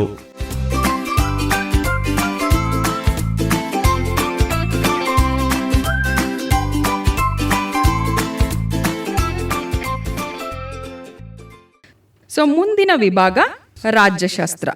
ಸೊ ಈ ರಾಜ್ಯಶಾಸ್ತ್ರದಲ್ಲಿ ಮೊದಲನೇ ಚಾಪ್ಟರ್ ಏನಪ್ಪ ಅಂತಂದರೆ ನಮಗೆ ಸಾರ್ವಜನಿಕ ಆಡಳಿತ ಒಂದು ಪರಿಚಯ ಅಂತ ಇದೆ, ಪಬ್ಲಿಕ್ ಅಡ್ಮಿನಿಸ್ಟ್ರೇಷನ್ ಆ್ಯಂಡ್ ಇಂಟ್ರೊಡಕ್ಷನ್ ಅಂತ. ಸೊ ಈ ಚಾಪ್ಟರ್ಗೆ ನಮಗೆ 2 ಮಾರ್ಕ್ಸ್ ವೇಟೇಜನ್ನು ಕೊಟ್ಟಿದ್ದಾರೆ. ಸೊ 2 ಮಾರ್ಕ್ಸ್ ಅಂದರೆ ನಮಗೆ ಇಲ್ಲಿ 1 ವರ್ಡ್ ಆನ್ಸರ್ಸ್ ಆದರೂ ಕೇಳ್ಬೋದು, 1 ಮಾರ್ಕ್ಗೂ ಕೇಳ್ಬೋದು, ಹಾಗೆ 2 ಮಾರ್ಕ್ಸ್ಗೂ ಕೇಳ್ಬೋದು. ಸೊ 2 ಮಾರ್ಕ್ಸ್ ಅಂದ ತಕ್ಷಣ ನನಗೆ ಒಂದು 4 to 5 ಕ್ವಶನ್ಸು ನೆನಪಿಗೆ ಬರುತ್ತೆ ಸರ್. ಅದರಲ್ಲಿ ತುಂಬ ಇಂಪಾರ್ಟೆಂಟ್ ಆಗಿ ಸಾರ್ವಜನಿಕ ಆಡಳಿತದ ಉಪಯೋಗಗಳು, ಮಹತ್ವ, ಉಪಯೋಗ ಅಥವಾ ಅನುಕೂಲ, ಸೊ ಈ ಥರದ ಪ್ರಶ್ನೆ ಕೇಳ್ಬೋದು. ಹಾಗೆ ಕೇಂದ್ರ ಲೋಕಸೇವಾ ಆಯೋಗದ ರಚನೆ ಮತ್ತು ಕಾರ್ಯ, ರಚನೆನೇ ಸಪ್ರೇಟಾಗಿ ಕೇಳ್ಬೋದು, ಕಾರ್ಯಗಳನ್ನು ಕೇಳ್ತಾರೆ. ಎಸ್. ಸೊ ಹಾಗಾಗಿ ಕಾರ್ಯಗಳ ಬಗ್ಗೆ ಹೆಚ್ಚು ಒತ್ತನ್ನು ಕೊಡೋದು ಒಳ್ಳೆಯದು. ಹಾಗೆ ಪ್ರತ್ಯಕ್ಷ ನೇಮಕಾತಿ ಮತ್ತು ಪರೋಕ್ಷ ನೇಮಕಾತಿಗಳ ನಡುವೆ ಇರುವಂತಹ ವ್ಯತ್ಯಾಸಗಳೇನು, 2 ಅಂಕಕ್ಕೂ ಕೇಳ್ಬೋದು ಇದನ್ನ. ಹೌದು. ಸೊ ಹಾಗೆ ಇನ್ನೊಂದಿದೆ, ಲೂಥರ್ ಗಲಿಕ್ರವರ ಪೋಸ್ಟ್ ಕಾರ್ಬ್ ಎಂಬ ಪರಿಕಲ್ಪನೆಯ ಪ್ರಕಾರ ಸಾರ್ವಜನಿಕ ಆಡಳಿತದ ವ್ಯಾಪ್ತಿಯನ್ನು ತಿಳಿಸಿ ಅಂತ ಇದೆ. ಸೊ ಈ ಪ್ರಶ್ನೆಗಳನ್ನು ಹೊರತುಪಡಿಸಿ ಇನ್ಯಾವುದಾದ್ರೂ ಇಲ್ಲಿ ಕೇಳೋ ಸಾಧ್ಯತೆಗಳಿದೆಯಾ ಸರ್? ಇದಕ್ಕೆ ಒಂದು 4-5 ಕ್ವಶನ್ಗಳು ನೆನ್ಪಿಟ್ಕೊಂಡು ಏನು ಹೇಳಿದ್ರಿ ಅಷ್ಟನ್ನ ಓದಿ ಅರ್ಥೈಸ್ಕೊಂಡು ನೆನ್ಪಿಟ್ಕೊಂಡ್ರೆ ಸಾಕಾಗುತ್ತೆ. ಯಾಕೆಂದ್ರೆ ನಾವು ಇವತ್ತು ಡಿಸ್ಕಸ್ ಮಾಡ್ತಾ ಇರೋದು 40ರಿಂದ 60 ಅಂಕ ಗಳಿಸೋದಕ್ಕೆ. ಇನ್ನುಳಿದ ಕ್ವಶನ್ಗಳು ತುಂಬಾ ನೆನ್ಪಿಟ್ಕೊಳ್ಳೋದಕ್ಕೆ ಮಕ್ಕಳಿಗೆ ತುಂಬಾ ಶ್ರಮ ಆಗುತ್ತೆ ಅದು. ಎಸ್ ಸರ್, ಹೌದು. ಸೊ ತುಂಬ ರಿಪೀಟೆಡ್ ಕ್ವಶನ್ಸ್ ಇದೆ ಇಲ್ಲಿ. ಅಂದರೆ ಸಾರ್ವಜನಿಕ ಆಡಳಿತದ ಉಪಯೋಗ ಏನು ಅಂತ ಅಂದರೆ public administration functions from birth to death of a person ಅಂತ ಒಂದು ಕ್ವಶನ್ ಕೇಳ್ತಾ ಇದ್ರು. ಸೊ ಅಂದರೆ ವ್ಯಕ್ತಿಯ ಹುಟ್ಟಿನಿಂದ ಸಾಯುವವರೆಗೂ ಸಾರ್ವಜನಿಕ ಆಡಳಿತ ಹೇಗೆ ಕಾರ್ಯನಿರ್ವಹಿಸುತ್ತೆ ಅಂತ. ಸೊ ಇದು ಅಪ್ಲಿಕೇಶನ್ ರೀತಿಯಲ್ಲಿ ಕೇಳಿದ್ರು ಈ ಪ್ರಶ್ನೆಗೆ. ಸಾರ್ವಜನಿಕ ಆಡಳಿತದ ಉಪಯೋಗಗಳೇನಿದೆ ಸಾಕಾಗುತ್ತೆ ಅಲ್ವಾ ಸರ್? ಅದರ ಇಂಪಾರ್ಟೆನ್ಸ್, ಪಬ್ಲಿಕ್ ಅಡ್ಮಿನಿಸ್ಟ್ರೇಷನ್ನ ಇಂಪಾರ್ಟೆನ್ಸ್ ಬರೆದ್ರು ನಮಗೆ ಪೂರ್ತಿ ಅಂಕಗಳು ಇಲ್ಲಿ ಸಿಗುತ್ತೆ. ಲಾ ಅಂಡ್ ಆರ್ಡರ್ ಅದನ್ನ ಕಾಪಾಡೋದಕ್ಕೆ ಇರೋ ಕೇಂದ್ರ ಸರ್ಕಾರದ ಒಂದು ಅಂಶಗಳು ಮತ್ತು ರಾಜ್ಯ ಸರ್ಕಾರದ ಎರಡನ್ನೂ ತಿಳ್ಕೊಂಡಿದ್ರೆ ಒಳ್ಳೆಯದು ಅದಕ್ಕೆ. ಎಸ್ ಸರ್, ಹೌದು. ಸೊ ನೆಕ್ಸ್ಟ್ ಚಾಪ್ಟರ್ಗೆ ಹೋಗೋಣ ಸರ್. ಭಾರತಕ್ಕಿರುವ ಸವಾಲುಗಳು ಹಾಗೂ ಅವುಗಳ ಪರಿಹಾರೋಪಾಯಗಳು ಅಂತ ಇದೆ.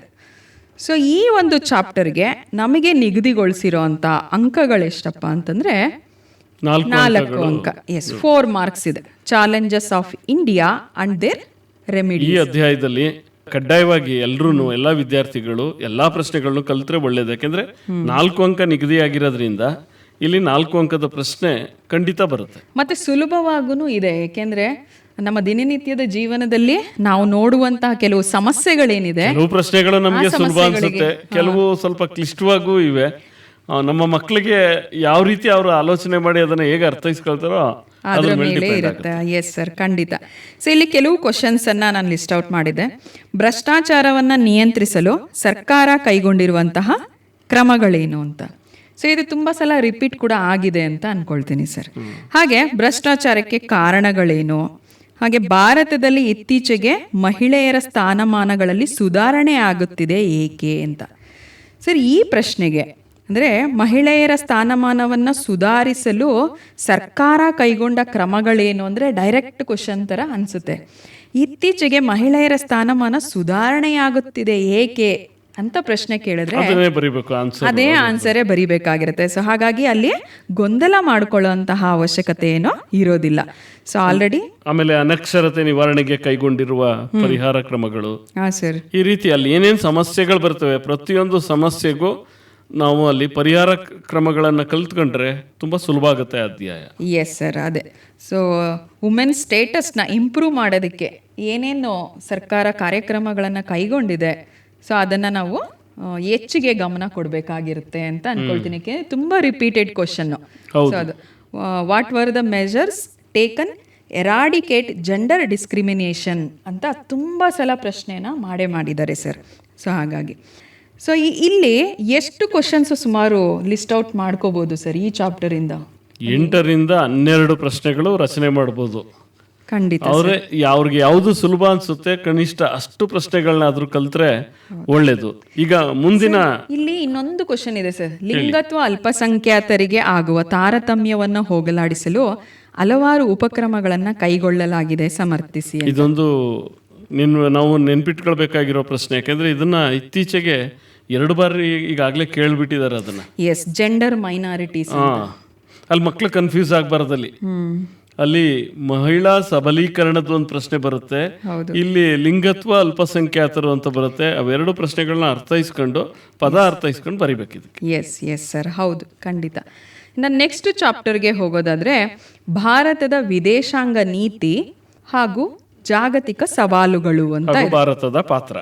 ಭಾರತದ ಪಾತ್ರ ಅಂತ. So India's foreign policy and global challenges ಅಂತ ಈ ಚಾಪ್ಟರ್ಗೆ ಒಟ್ಟು 3 ಅಂಕ ಇದೆ.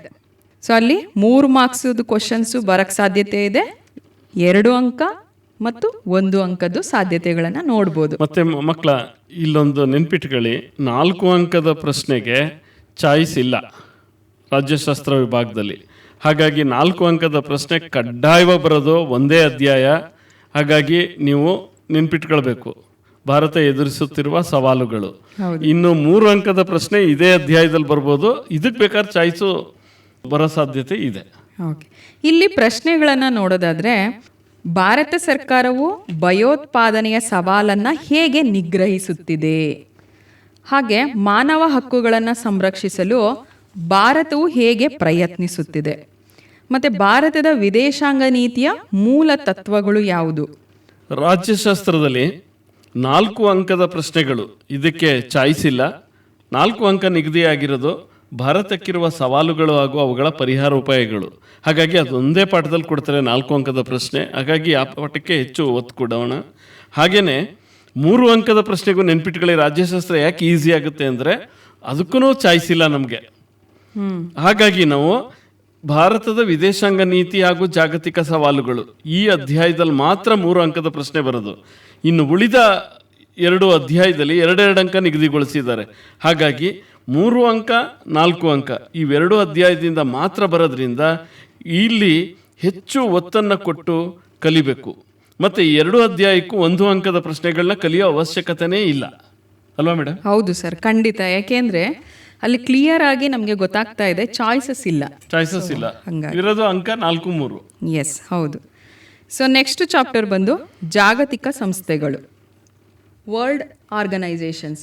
ಈ ಚಾಪ್ಟರ್ಗೆ ನಮಗೆ 2 ಅಂಕಗಳನ್ನು ನೀಡಲಾಗಿದೆ, 2 ಮಾರ್ಕ್ಸ್ ವೇಟೇಜನ್ನು ಕೊಟ್ಟಿದ್ದಾರೆ. ಅದರಲ್ಲೂ 1 ಮಾರ್ಕ್ಸ್ದು ಕೊಡೋಕ್ಕೆ ಹೆಚ್ಚು ಸಾಧ್ಯತೆ ಇದೆ. ಹಾಗೆ ಚಾಯ್ಸ್ ಇದೆ ಇಲ್ಲಿ ಯಾವುದಕ್ಕೆ, 2 ಮಾರ್ಕ್ಸ್ಗೆ ಇಂಟರ್ನಲ್ ಚಾಯ್ಸ್ ಬರುತ್ತೆ. ಸೊ ಒಂದು ಫಸ್ಟ್ ಚಾಪ್ಟರ್ ಇತ್ತು, ಪಬ್ಲಿಕ್ ಅಡ್ಮಿನಿಸ್ಟ್ರೇಷನ್ ಆ್ಯಂಡ್ ಇಂಟ್ರೊಡಕ್ಷನ್, ಅಂದರೆ ಸಾರ್ವಜನಿಕ ಆಡಳಿತ ಒಂದು ಪರಿಚಯ, ಆ ಚಾಪ್ಟರಿಂದ, ಮತ್ತು ವರ್ಲ್ಡ್ ಆರ್ಗನೈಸೇಷನ್ ಅಂದರೆ ಜಾಗತಿಕ ಸಂಸ್ಥೆಗಳು, ಈ ಚಾಪ್ಟರಿಂದ ಇಂಟರ್ನಲ್ ಚಾಯ್ಸ್ ಇರುತ್ತೆ.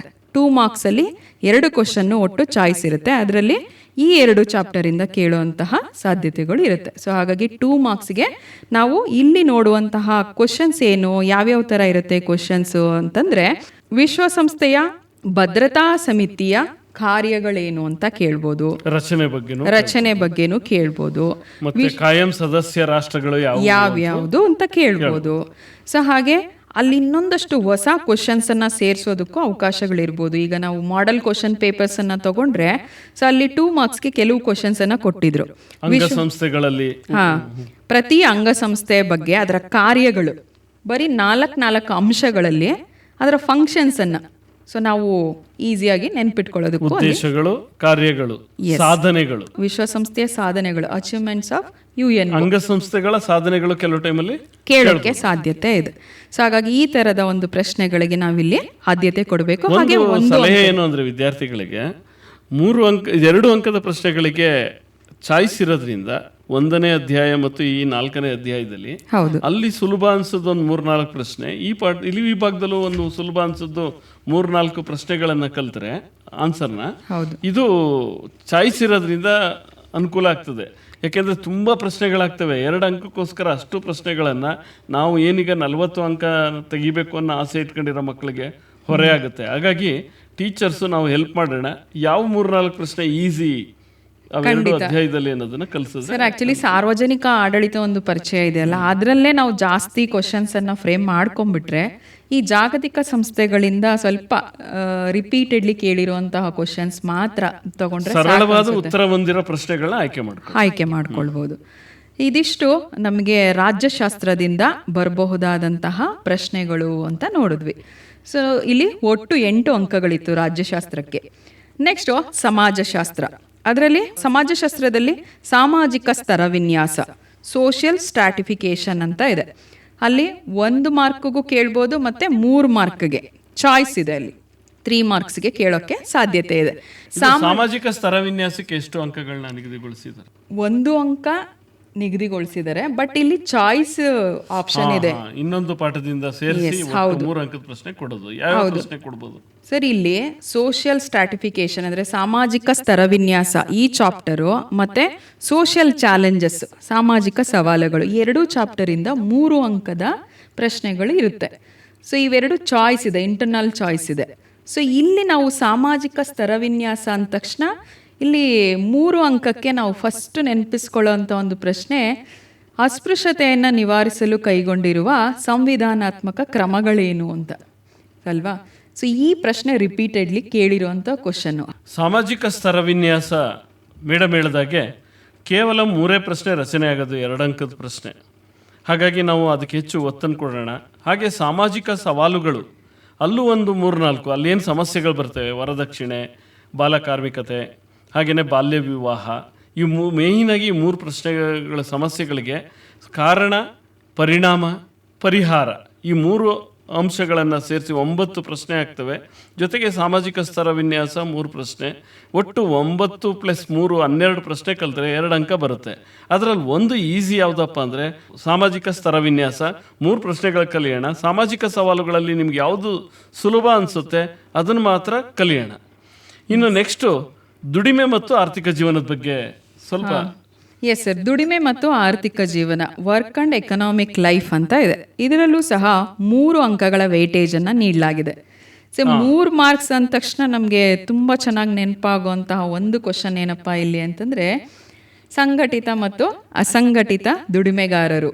ಅದ್ರ ಬಗ್ಗೆ 4 ಪ್ರಶ್ನೆಗಳು ಕಲ್ತ್ರೆ ಪ್ರತಿಯೊಬ್ಬ ವಿದ್ಯಾರ್ಥಿ ಗಮನಿಸಬೇಕು. ಇಲ್ಲಿ 4 ಅಧ್ಯಾಯಗಳಿವೆ, 3 ಅಂಕ ಇರತಕ್ಕಂಥದ್ದು ಕೇವಲ ನಮಗೆ ದುಡಿಮೆ ಮತ್ತು ಆರ್ಥಿಕ ಜೀವನ.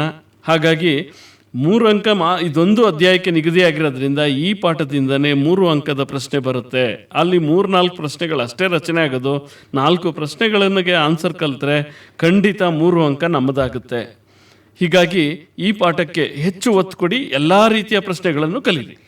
ಅದರಲ್ಲಿ ತುಂಬ ಸಲ ಒಂದು ಕ್ವಶನ್ ಕಲಿತ್ರೆ 2 ಕ್ವಶನ್ಸ್ಗೂ ಆನ್ಸರ್ ಮಾಡ್ಬೋದು ಸರ್. ಅದೇ ಯಾವುದು ಆರ್ಗನೈಸ್ಡ್ ಅಂಡ್ ಅನ್ಆರ್ಗನೈಸ್ಡ್ ವ್ಯತ್ಯಾಸ ಏನು ವ್ಯತ್ಯಾಸ ಇದೆ, ಅಸಂಘಟಿತ ಕೆಲಸಗಾರರು ಎದುರಿಸುತ್ತಿರುವ ಸಮಸ್ಯೆಗಳೇನು, ಸಮಸ್ಯೆಗಳಿಗೆ ನೀವು ಹೇಳಿದ್ದು ಈಸಿ. ಯಾಕೆಂದ್ರೆ ವ್ಯತ್ಯಾಸ ಬರೆದಾಗ ಅಸಂಘಟಿತ ಕೆಲಸಗಾರರ ಭಾಗದಲ್ಲಿ ಏನು ಬರಿತೀವಿ ಅದನ್ನೇ ಒಂದು ಸ್ವಲ್ಪ ಇವ್ರಿಗೆ ವೈದ್ಯಕೀಯ ಸೌಲಭ್ಯ ದೊರೆಯುವುದಿಲ್ಲ, ಈ ತರ ಕೆಲವೊಂದು ಪಾಯಿಂಟ್ಸ್ ಅಲ್ಲಿ ಏನು ಬರಿತೀವಿ ಅದನ್ನೇ ಬರೆದ್ರು ನಮಗೆ marks ಆನ್ಸರ್ ಸಿಗುತ್ತೆ ಜೊತೆಗೆ ಮಾರ್ಕ್ಸ್ ಪಡಿಬೋದು ನಾವು.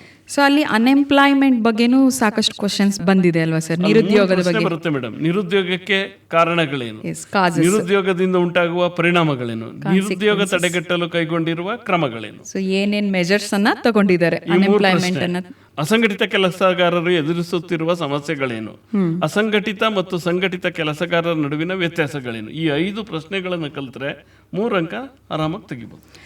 ಬಹುಶಃ ಇಲ್ಲಿ ಇನ್ನೂ ಒಂದು ಕ್ವಶನ್ ಕೇಳಕ್ ಸಾಧ್ಯತೆ ಇದೆ ಅನ್ಸುತ್ತೆ sir. Explain the nature of discrimination in employment ಅಂತ. ಸೊ ತಾರತಮ್ಯ ಅದ್ರ ಬಗ್ಗೆನೂ ಕ್ವಶನ್ ಕೇಳೋದಕ್ಕೆ ಬರ್ಬೋದು, ಆದ್ರೆ 6 ಅಂಶಗಳು ಸಿಗೋದು ಸ್ವಲ್ಪ ಕಷ್ಟ ಆ ಪ್ರಶ್ನೆಗೆ. ಆದ್ರೂ ಕಲ್ತ್ರೆ ಒಳ್ಳೇದೇನೆ ಅದು. Okay sir. So next chapter ಬಂದು ಸಾಮೂಹಿಕ ವರ್ತನೆ ಮತ್ತು ಪ್ರತಿಭಟನೆ, ಕಲೆಕ್ಟಿವ್ ಬಿಹೇವಿಯರ್ ಅಂಡ್ ಪ್ರೊಟೆಸ್ಟ್ಸ್ ಅಂತ ಇದೆ. ಇದರಲ್ಲಿ ನಮಗೆ 2 ಅಂಕ 2 ಮಾರ್ಕ್ಸ್ ವೇಟೇಜನ್ನು ಕೊಟ್ಟಿದ್ದಾರೆ.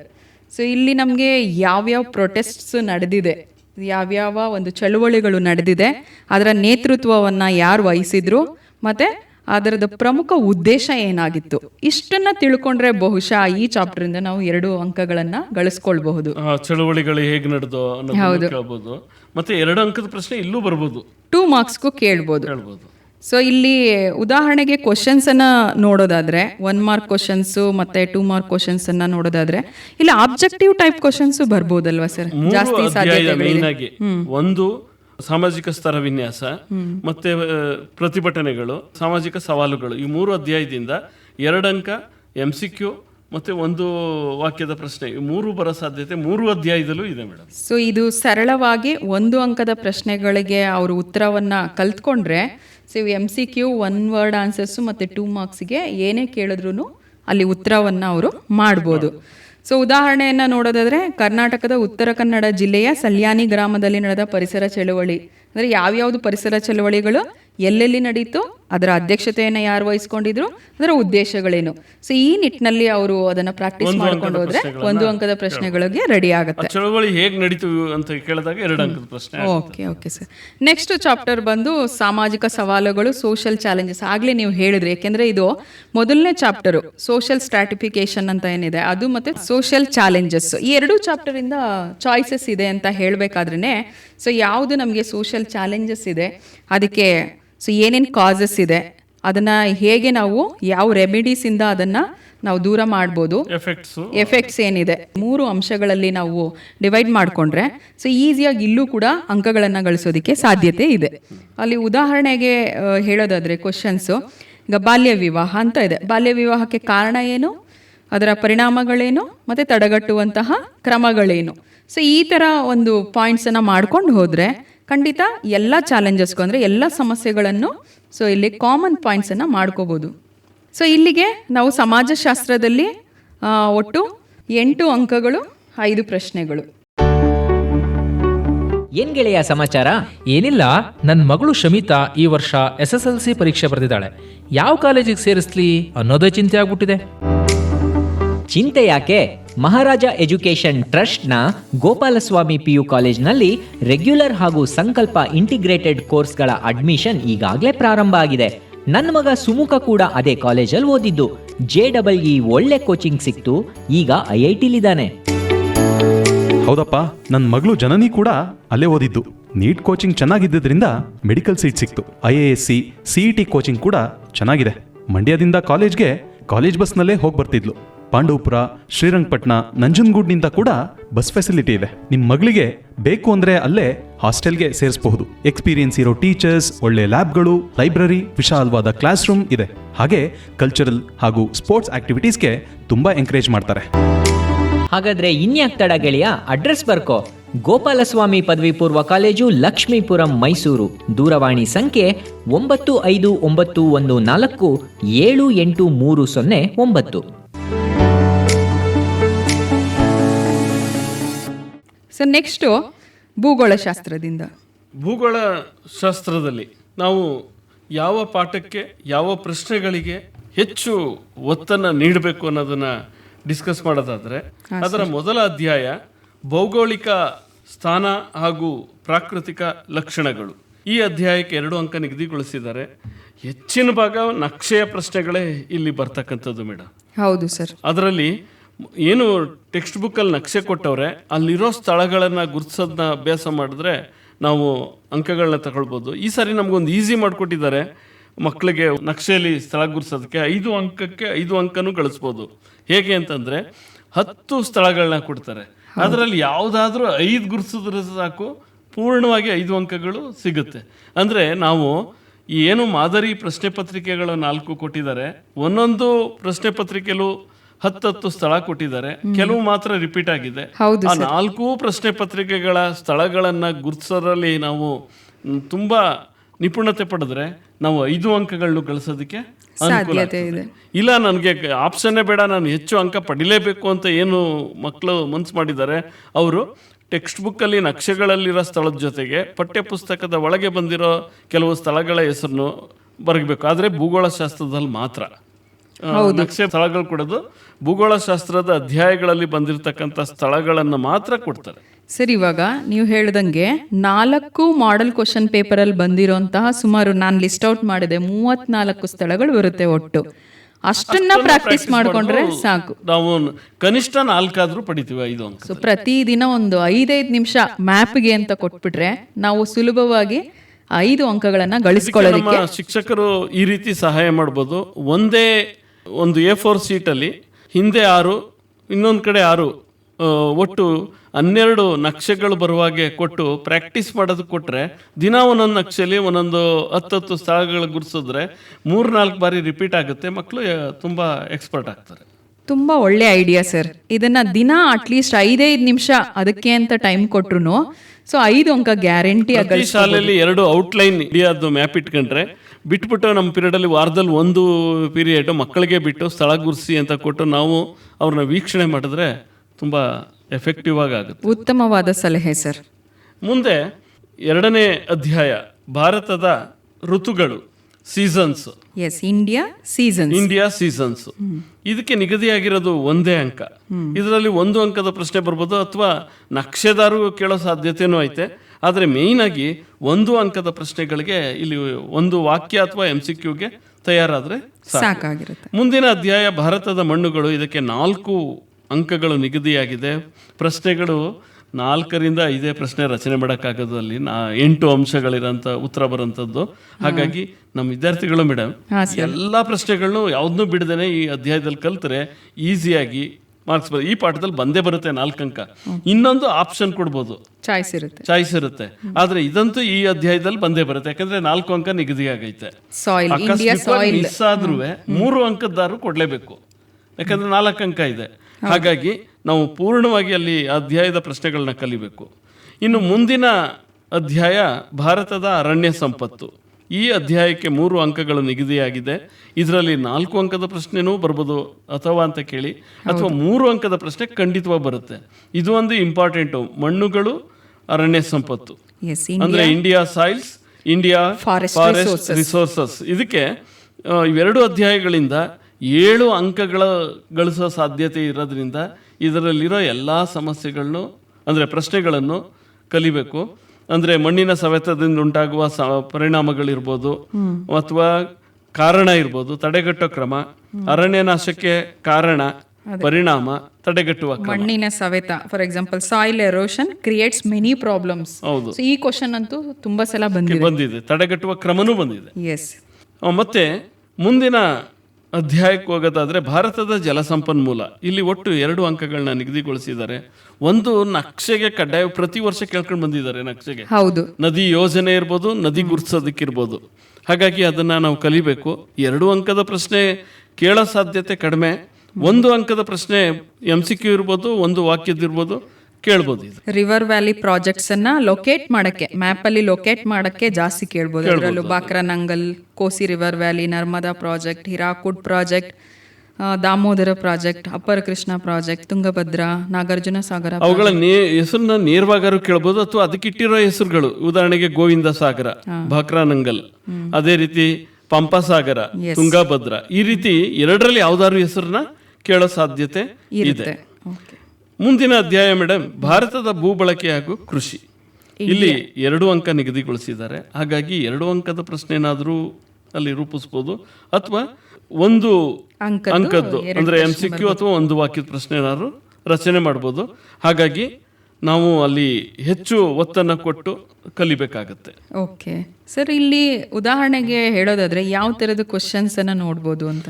ಮುಖ್ಯವಾಗಿ ವ್ಯವಸಾಯದ ಪ್ರಾಮುಖ್ಯತೆ, ಮಹತ್ವ, ಅನುಕೂಲ, ಪ್ರಾಮುಖ್ಯತೆ ಮೂರು. ಒಂದು ದೇಶದ ಆರ್ಥಿಕ ಅಭಿವೃದ್ಧಿಯಲ್ಲಿ ಕೃಷಿಯ ಪಾತ್ರ ಏನು ಅಂದ್ರೂ ಪ್ರಾಮುಖ್ಯತೆನೆ ಬರಿಬೇಕು. ಅದ್ ಬಿಟ್ರೆ ಬೆಳೆಗಳು ಬೆಳೆಯಲು ಬೇಕಾದ ಭೌಗೋಳಿಕ ಅಂಶಗಳು ಅದ್ರ ಮೇಲೆ ಅದಕ್ಕೊಂದು ಚಾರ್ಟ್ ಮಾಡ್ಕೊಂಡ್ರೆ ಅನುಕೂಲ ಆಗ್ತದೆ.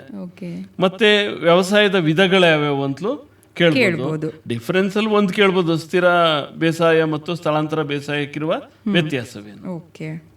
ಇನ್ನು ಮುಂದಿನ ಅಧ್ಯಾಯ ಬರೋದಾದ್ರೆ ಭಾರತದ ಖನಿಜ ಹಾಗೂ ಶಕ್ತಿ ಸಂಪನ್ಮೂಲಗಳು, ಇದಕ್ಕೆ ಒಂದೇ ಅಂಕ ನಿಗದಿಯಾಗಿರೋದು.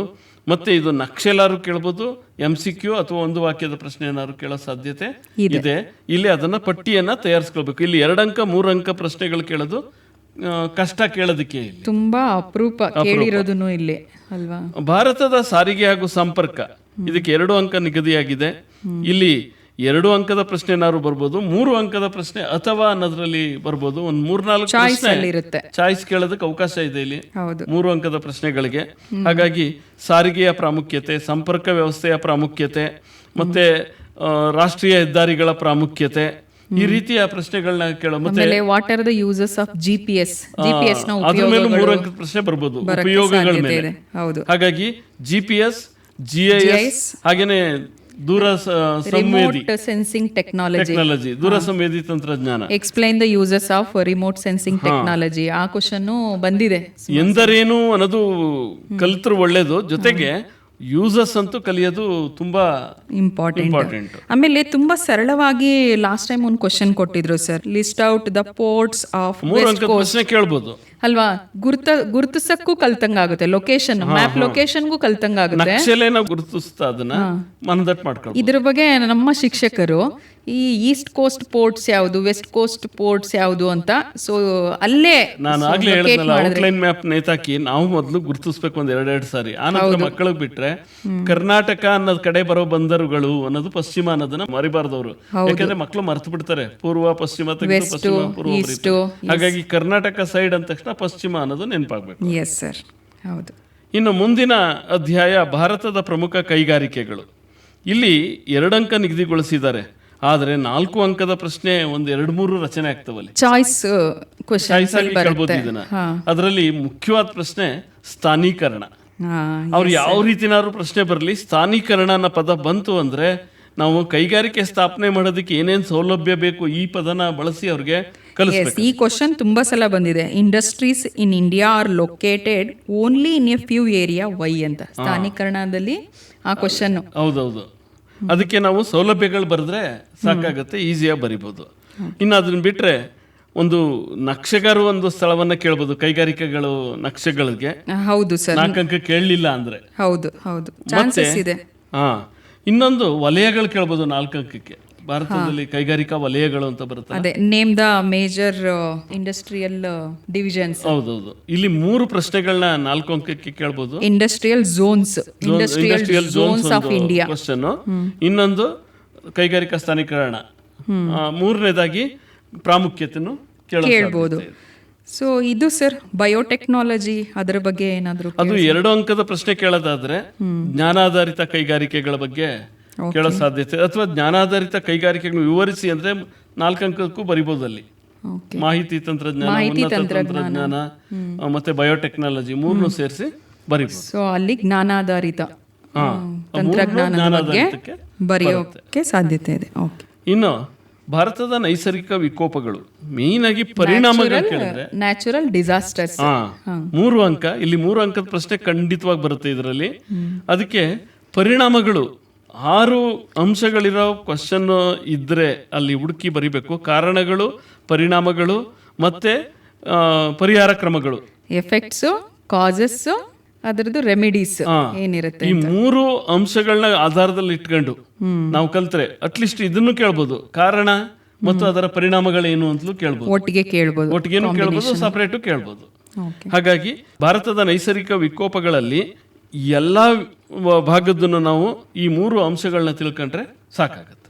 ಹೌದು, ಇಷ್ಟು ಒಟ್ಟು ಜಿಯೋಗ್ರಫಿಲಿ ನಮಗೆ 10 ಅಧ್ಯಾಯಗಳು ಬರ್ತವೆ. ಒಟ್ಟು ಇಲ್ಲಿ 22 ಅಂಕಗಳು ಇದಕ್ಕೆ ನಿಗದಿಯಾಗಿದೆ ಭೂಗೋಳ ಭಾಗದಲ್ಲಿ. ಅದರಲ್ಲಿ 4 ಅಂಕಕ್ಕೂ ಚಾಯ್ಸ್ ಇದೆ, 3 ಅಂಕಕ್ಕೂ ಚಾಯ್ಸ್ ಇದೆ. ಹಾಗಾಗಿ ನಾವು 4 ಅಧ್ಯಾಯಗಳು ಕಲ್ತ್ಕೊಂಡ್ರೆ 3ರಲ್ಲಾರು ಬರಲಿ 4ಕ್ಕಾರು ಬರಲಿ ಬರಿಬೋದು. ಇದು ಈಸಿಯಾದ ವಿಭಾಗ. ಮುಂದಿನ ವಿಭಾಗಕ್ಕೆ ಹೋಗೋದಾದರೆ ನಾವು ಅರ್ಥಶಾಸ್ತ್ರ. ಒಟ್ಟು ಅರ್ಥಶಾಸ್ತ್ರಕ್ಕೆ ನಿಗದಿಯಾಗಿರುವ ಅಂಕಗಳು 7, ಒಟ್ಟು 4 ಪ್ರಶ್ನೆಗಳು. ಅದರಲ್ಲಿ ಅರ್ಥವ್ಯವಸ್ಥೆ ಮತ್ತು ಸರ್ಕಾರ ಅನ್ನೋದಕ್ಕೆ 2 ಅಂಕ ನಿಗದಿಯಾಗಿದೆ. ಎಕಾನಮಿ ಆ್ಯಂಡ್ ಗವರ್ನಮೆಂಟ್, ಗ್ರಾಮೀಣಾಭಿವೃದ್ಧಿ, ರೂರಲ್ ಡೆವಲಪ್ಮೆಂಟ್, ಇದಕ್ಕೆ 4 ಅಂಕಗಳು. ಸಾರ್ವಜನಿಕ ಹಣಕಾಸು ಹಾಗೂ ಆಯವ್ಯಯ, ಇದಕ್ಕೆ 1 ಅಂಕ. ನಾವೇ ನಿರ್ಧಾರ ಮಾಡ್ಬೋದು. ಗ್ರಾಮೀಣಾಭಿವೃದ್ಧಿ ಅಧ್ಯಾಯದಲ್ಲಿ 3 ಅಂಕದ ಪ್ರಶ್ನೆ ಬಂದೆವು. ಇನ್ನು ಚಾಯ್ಸ್ ಬಗ್ಗೆ ತಲೆನೇ ಕೆಡಿಸ್ಕೊಳ್ಳುವಾಗಿಲ್ಲ. ಇಲ್ಲಿ ಚಾಯ್ಸ್ ಇರೋದ್ರಿಂದ ನಮ್ಗೆ ಯಾವ್ದು ಈಸಿ ಅನ್ಸುತ್ತೋ ಅದನ್ನ ಓದ್ಕೋಬಹುದು ಅನ್ಸುತ್ತೆ ಸರ್. ಸಲಹೆ ಏನಪ್ಪಾ ಅಂದ್ರೆ, ಗ್ರಾಮೀಣಾಭಿವೃದ್ಧಿ ಅಧ್ಯಾಯದಲ್ಲಿ ಎಲ್ಲಾ 3 ಅಂಕದ ಪ್ರಶ್ನೆಗಳನ್ನು ಕಲಿಬೇಕು. ಸಾರ್ವಜನಿಕ ಹಣಕಾಸು ಹಾಗೂ ಆಯವ್ಯಯದಲ್ಲಿ ಈಸಿ ಇರೋ 1-2-3 ಪ್ರಶ್ನೆ. ಕೇಂದ್ರ ಸರ್ಕಾರದ ತೆರಿಗೆಯೇತರ ಆದಾಯದ ಮೂಲಗಳು ಅಂತ ಏನಿದೆ, ಆಮೇಲೆ ವೈಯಕ್ತಿಕ ಹಣಕಾಸು, ಸಾರ್ವಜನಿಕ ಹಣಕಾಸುಗಳ ನಡುವಿನ ವ್ಯತ್ಯಾಸ, ಇವೆರಡು ಪ್ರಶ್ನೆ ಕಲ್ತ್ರೂ ಸಾಕು ಇದರಲ್ಲಿ. ಆದ್ರೆ ಗ್ರಾಮೀಣಾಭಿವೃದ್ಧಿ 1 ಪ್ರಶ್ನೆಗಳನ್ನು ಬಿಡಬಾರದು. ಈಸಿ ಇದೆ ಅಲ್ಲಿ, ಈಸಿ ಇದೆ. ಇನ್ನು 2 ಅಂಕದ ಪ್ರಶ್ನೆ ಮೊದಲನೇ ಅಧ್ಯಾಯ ಅರ್ಥವ್ಯವಸ್ಥೆ ಮತ್ತು ಸರ್ಕಾರದಲ್ಲಿ ಬರುತ್ತೆ. ಅಲ್ಲಿ ಬರೋ ಪ್ರಶ್ನೆಗಳನ್ನ 4 ವಾಕ್ಯಗಳಿರೋ ಉತ್ತರಗಳಿರೋದನ್ನ 6 ವಾಕ್ಯ ಇರೋದ್ರೂ ಕಲಿಬೇಕಾಗುತ್ತೆ. ಓಕೆ.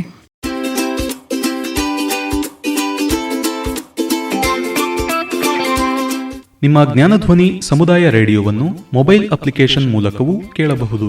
ಈ ಅಪ್ಲಿಕೇಶನ್ ಡೌನ್ಲೋಡ್ ಮಾಡಿಕೊಳ್ಳಲು ಲಿಂಕ್ ಹೀಗಿದೆ: https://play.google.com/store/apps/details?id =ATCMET radio.